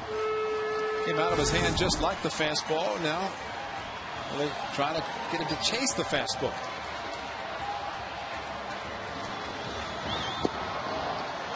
Down and into to Pennington, excuse me.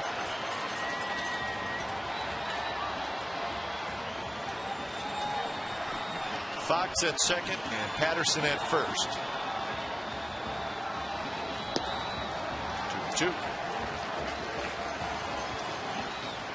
Well, this is going to be Price's last hitter no matter what, with Derek Barton in the on-deck circle, and the lefty Randy Choate. He's loose, he's ready to go.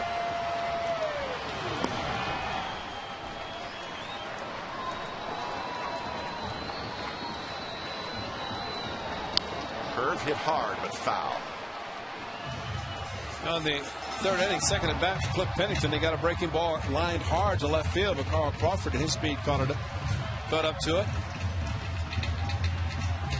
Cliff Pennington has 2 3-run home runs this year. Can he get his third? Yeah. That'd be sweet, wouldn't it? But he has not hit one at home. 2 have come away from the Coliseum. 1 against the Rays. Curve missed outside. Now we got a full count. Well, Patterson and now Pennington started 0-2, taking a 3-2. Backdoor breaking ball came around the plate big time. No chance for that to be a strike. Runners will take off on the pitch from Price.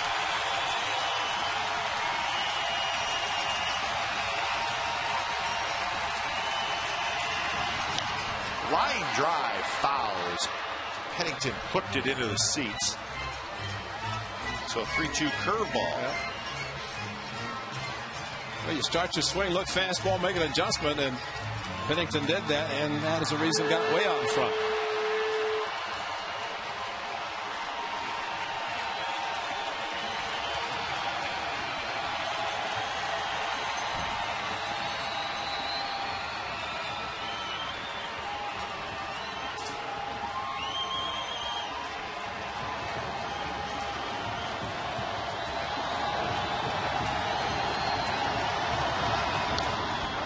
Swing by Cliff Pennington, so he's hanging in there.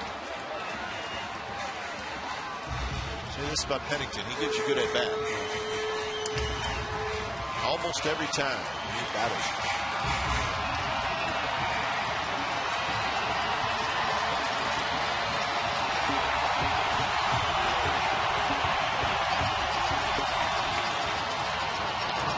Bounced. Bartlett backhands, and everybody's going to be safe. Jason Bartlett made the play. did not have a throw anywhere, and Pennington has a base hit. Bases loaded, and David Price is coming out.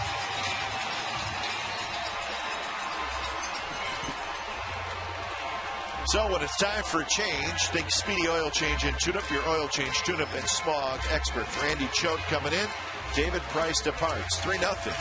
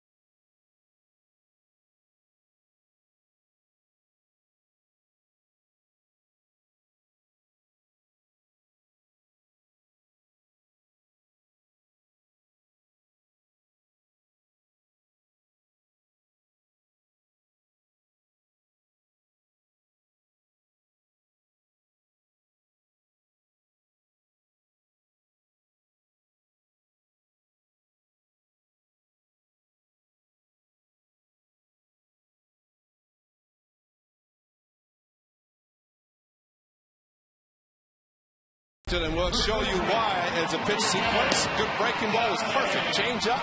Here comes an even better one. Change up there. But watch it back now for Cliff. Breaking ball misses inside. Another fastball outside. 2-2. Going to foul off some pitches. There's a breaking ball he's fouled off. He's going to foul off 3 with 2 strikes. Backdoor breaking ball misses. Another foul ball. He's going to foul another one off. And then a base hit on the curveball. Slower by righty of the curveball. Caught by Bartlett, and good base running and third base coaching by Mike Gallego. Fox, the base runner, did not overrun the bag. And that brings up Barton. Choate versus Barton, and Barton goes around. Very good performance by David Price tonight. Just 3 hits. He did walk 4, struck out 6, and 7 2/3. He did that all 119 pitches. Choate, a specialist, he will face pretty much just left-handers. 2 in the lineup are back-to-back now with Barton and Sweeney. Let's hope Sweeney gets to the plate. Strike 2 right there at the knees. The numbers break down. Barton against left-handed pitching this year, 9 for 27, 333 average. Left-handed hitters against Choate, 154, 4 for 26.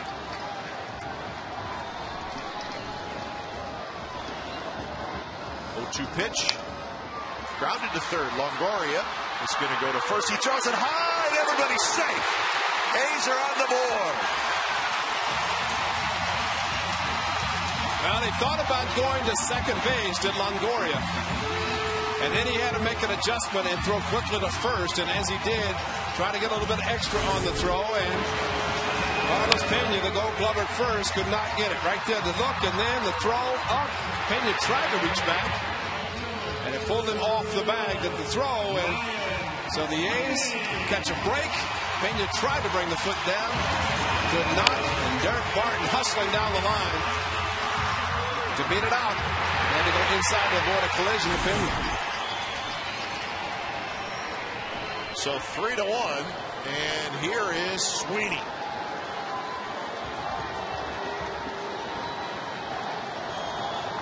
A5, but the A's will take it. Take the run. Strike on the outside corner to Sweeney. Sweeney this year against left-handed pitching is 4 for 22. That's a 182 average. He's a great offensive field hitter, and as we have said many times, it's the perfect time to do it. Stay on the ball, hit it to left field. That sweeping slider from Choate is outside. Patterson at third. Pennington at second. Barton at first.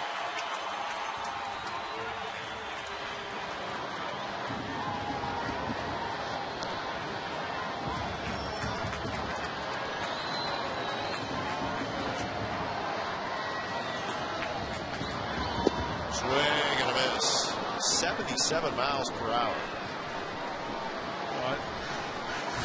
Sweeney talks about his opposite field hitting, and if there's ever a time, see his body? Watch his midsection open up and reaching for the pitch outside. Take that front shoulder, throw it right at the pitcher or the shortstop, forcing yourself to stay closed.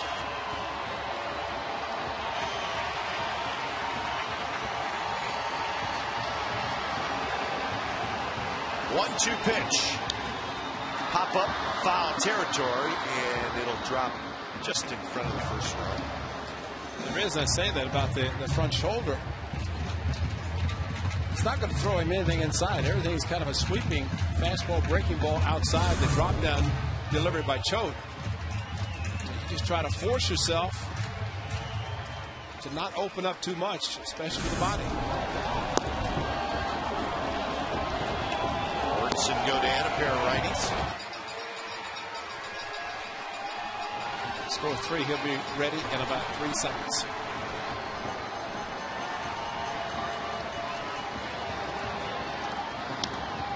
Bouncer toward Bartlett. He's got to wait for a big hop. He throws in time to get Sweeney. So the A's get a run in the bottom of the 8th. We head to the 9th. Rays 3, Athletics 1.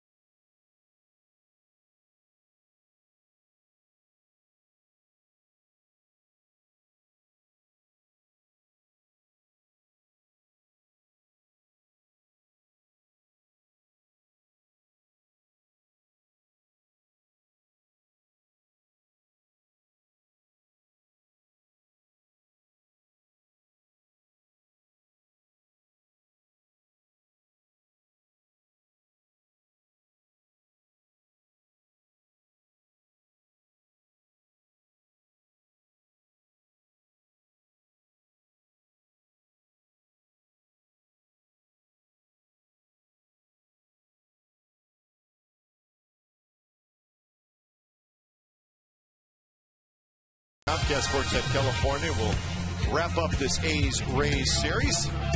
Coverage begins at 12:30 with A's pregame live, and then the ball game at 1 o'clock. Dallas Braden will take the mound on Mother's Day. So that is Sunday. That's our next telecast. Tomorrow, radio only here at the Coliseum.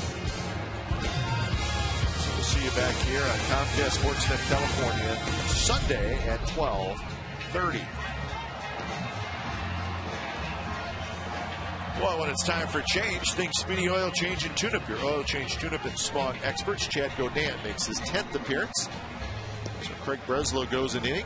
And now Chad Godin here in the top of the 9th.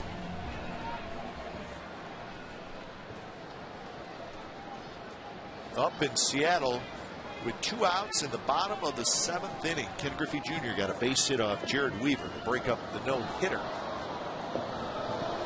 Game now into the 8th inning. Still 8-0 Angels over the Mariners.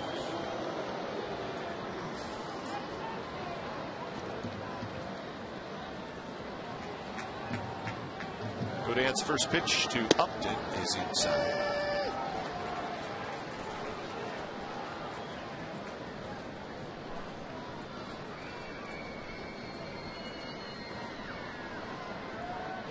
Upton, Kepler, and Navarro.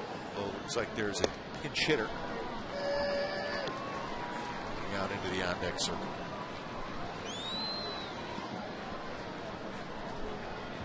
Looks like it's Ben Zobrist who will hit for Kepler. 0-2 to Upton. Swing and a miss. 3 pitches. Upton strikes out. He's 0 for 4.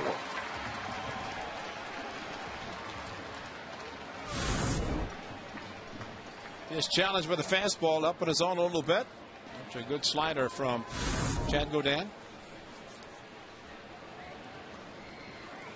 So here's Zobrist. Your attention, please, ladies and gentlemen. Batting for Kepler, number 18, Ben Zobrist.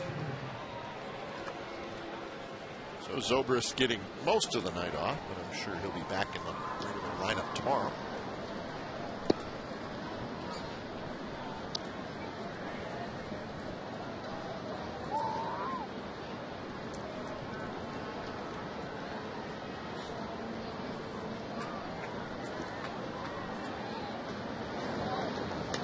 That game tomorrow, which again is radio only. Check out the pitching matchups for that one. Ben Sheets, Wade Davis. The day that Ben Sheets has been waiting for a week. That's the truth. At least since Sunday. 17 earned runs in his last 2 starts that he's given up. Probably can't wait to take the mound tomorrow afternoon. One of those clubs. One he'll face tomorrow. Last road trip, he faced the Rays and the Blue Jays. And we saw Wade Davis in St. Petersburg in that 2-game series.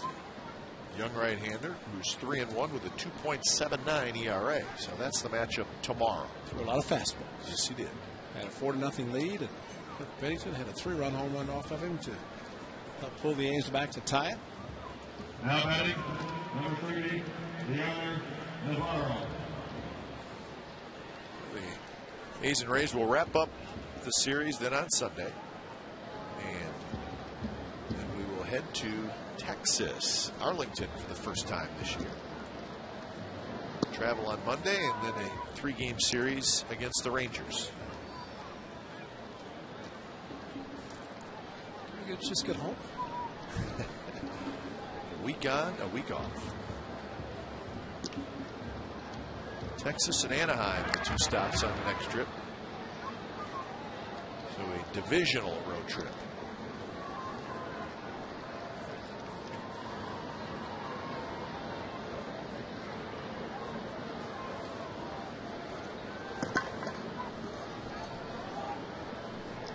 Deanna Navarro, his first at bat left-handed tonight.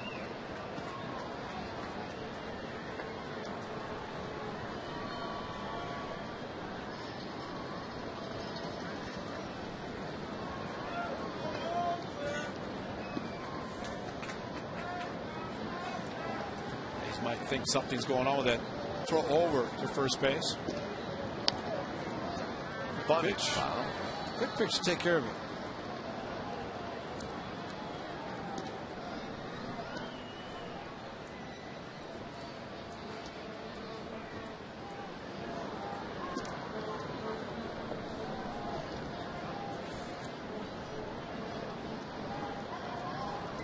Rafael Soriano warming up. The closer for the Rays.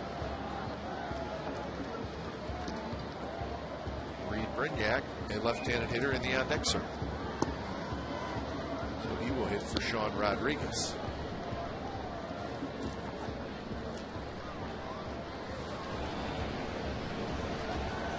Soriano's been throwing for a while, so he will have the 9th inning.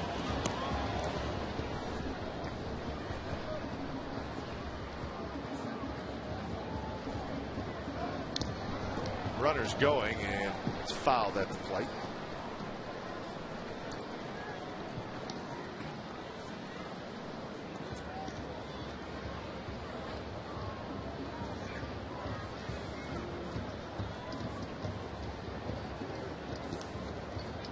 A's will have Kuzminov, Rosales, and Fox in the bottom of the 9th inning against Soriano.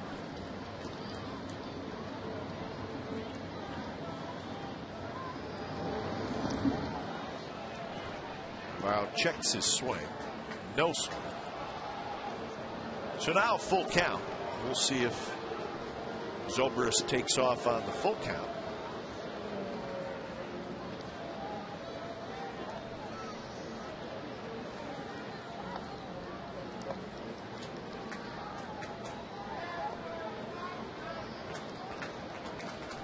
Got a pretty good lead.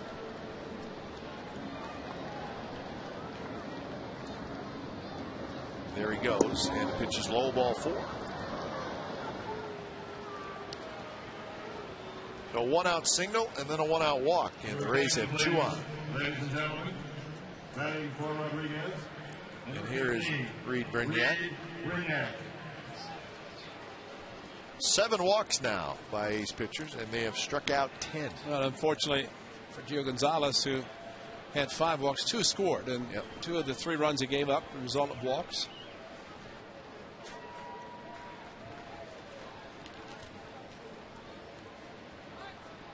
Not afford to allow any of these runs to score in his 9th inning.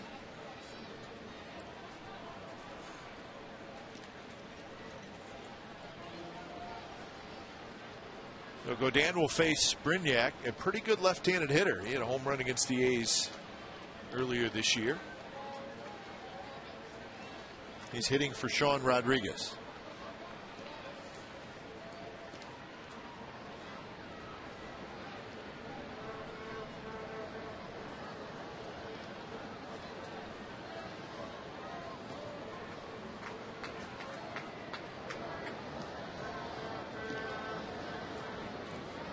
Pennington playing right behind Zobrist, the runner at second, trying to keep him close.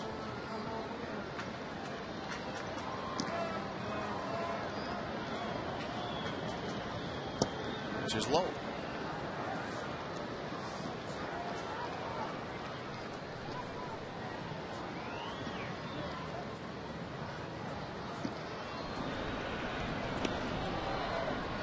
More action in the A's bullpen. Henry Rodriguez.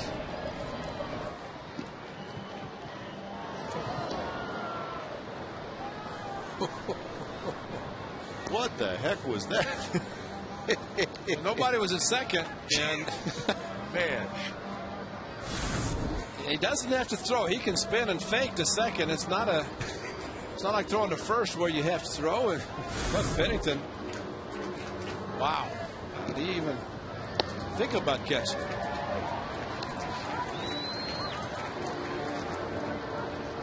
So we got the pickoff out of the way.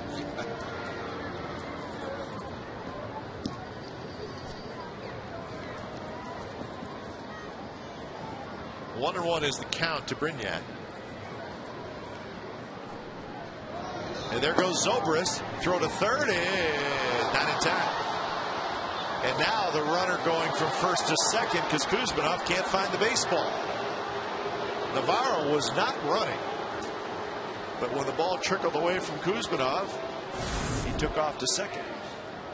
All right, threw from his knees, did Donaldson, and with a short hop, I think Kuz just happy to block the ball. And then it's on the other side. I don't think Kevin Kuzminov thought about the runner going to first base. Maybe he thought he was already running anyway. So the infield comes in. And there's a base hit to center field by Brignac. 1 run scores. They're going to wave home Navarro. No, they're not. A late stop sign goes up. So Brignac comes through, and it's 4-1.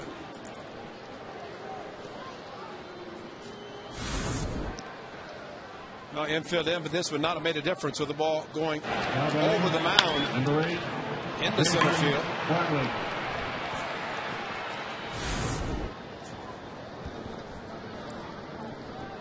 So Brignac comes through, and now it's Bartlett. That last play, stolen base, E2, as we figured.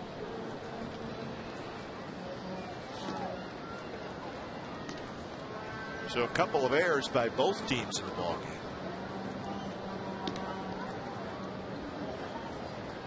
Navarro at third, Brignac at first, and now the tough Jason Bartlett steps up.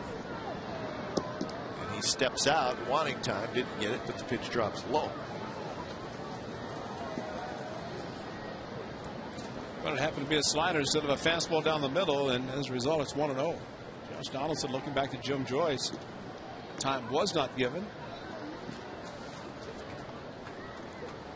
Well, you can only request it, right? It's not automatic.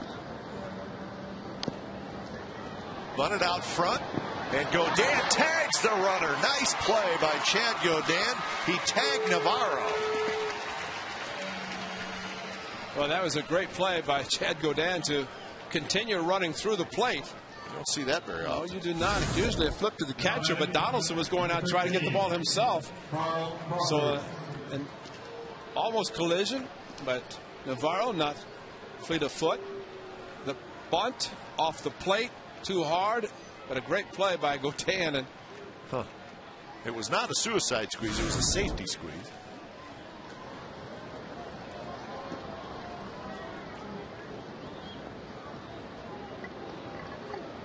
And now Kyle Crawford steps up. Ball at the feet of Donaldson. He finds it.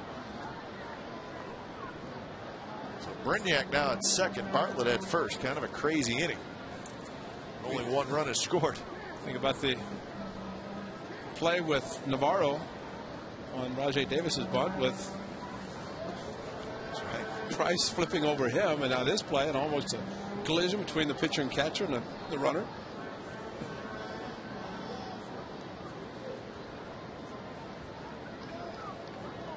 Crawford is 0 for 4.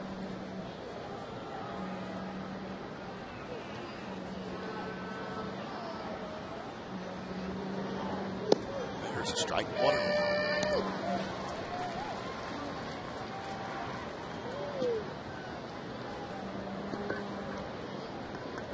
Crawford a fly ball to left, a foul out to the catcher, and then he is struck out twice swinging.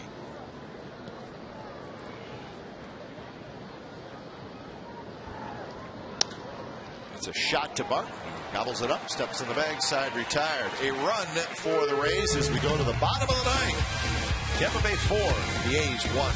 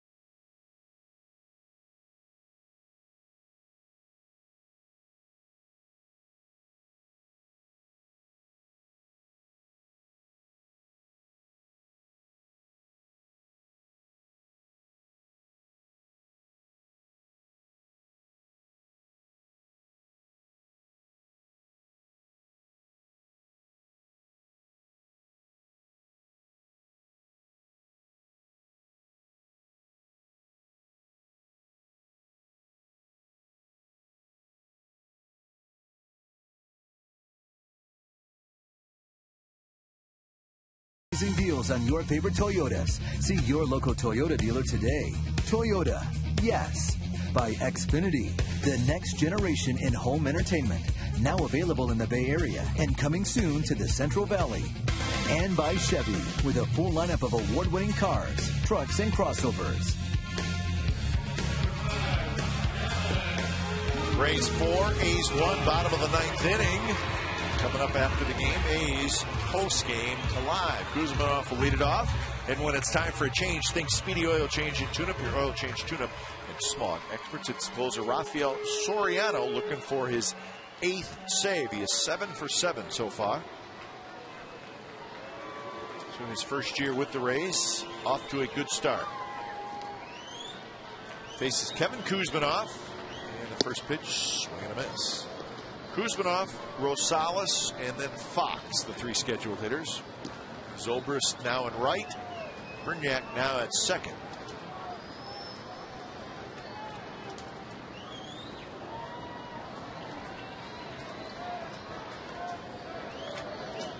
Soriano has a very unusual setup before he delivers the pitch. But it's working. Kind of leans over. Left leg out front. It's a modified Mariano Rivera setup. It looks like he's throwing a little Rivera cutter too. Yeah. Well, if you're a closer, you always do something different. You know, it's just not normal.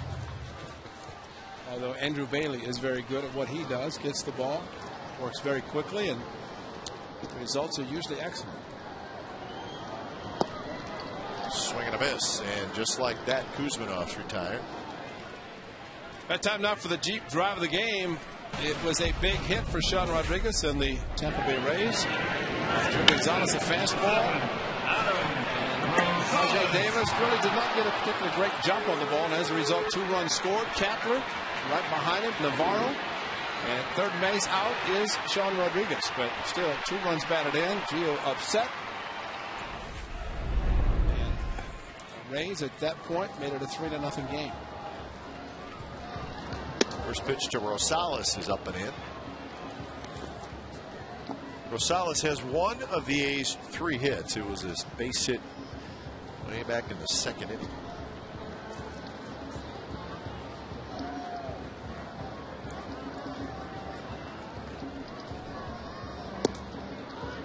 Fastball first strike.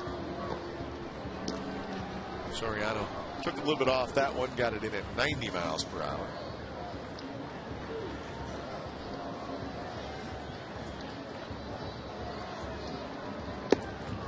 Rosales goes around 1-2.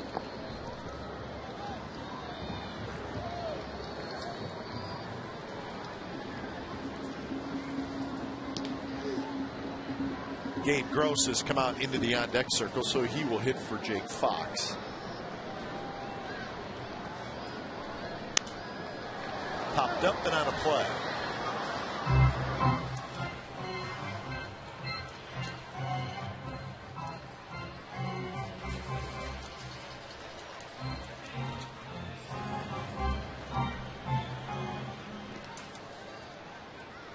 He's made some noise in the 8th inning. They had their shot, and the bases loaded. They got 1 run in. And breaking pitch, and Rosales goes around. So back-to-back strikeouts for Soriano here in the bottom of the 9th. 2 outs. Well, he's pretty good. Soriano got a slider because he. Your attention, please. Rosales a check swing, couple of check swings in the at bat. Number 18, Gabe Gross. So Gross will try to keep it alive for the Athletics. He hits for Fox here in the 9th.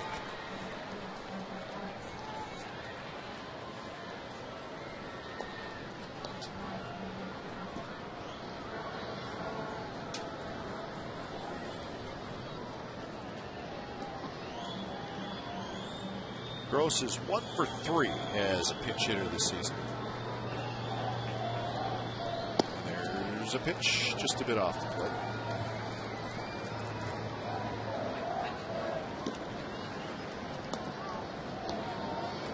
Eric Patterson playing left field. This has not had an opportunity to start many games lately.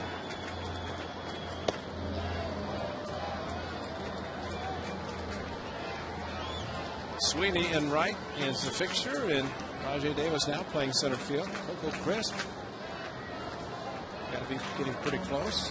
He's going to get an X-ray, say today. Very nice to get him in the lineup.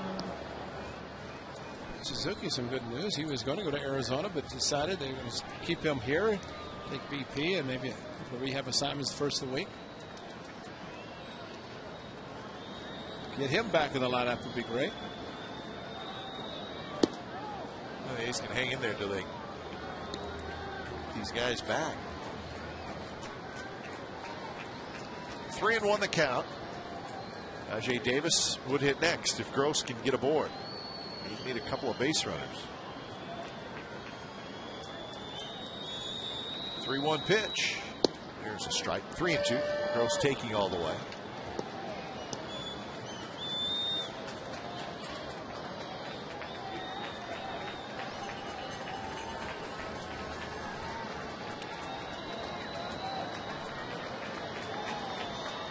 So the payoff pitch with 2 outs here in the bottom of the 9th. Slice foul by Gabe Gross. Somebody almost got really charged the ball and just almost ate him up. Matter of fact, it did. Too late for that, huh?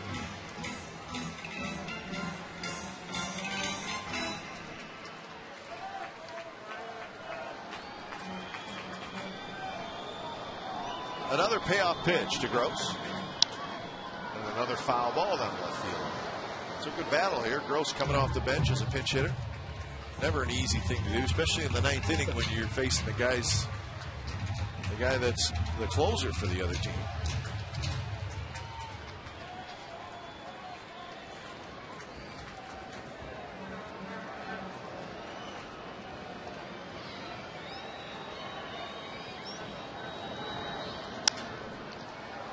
Bounce to second, where Brignac makes a nice play on the edge of the outfield. Grass throws to first. Gross is retired, and so are the A's in the bottom of the 9th. So too much pitching tonight by the Rays, as led by David Price and a couple of relievers. Rays win game 1 of this 3-game series by a final score of 4-1. So the A's record back to the 500 mark at 15-15. The Rays, they stay red hot. They have won 5 in a row, and they are now 22-7. Rays 4, A's 1. There's your final. Go away. A's postgame live with Henry Woodford and Carney Lansford is set to go from the studio.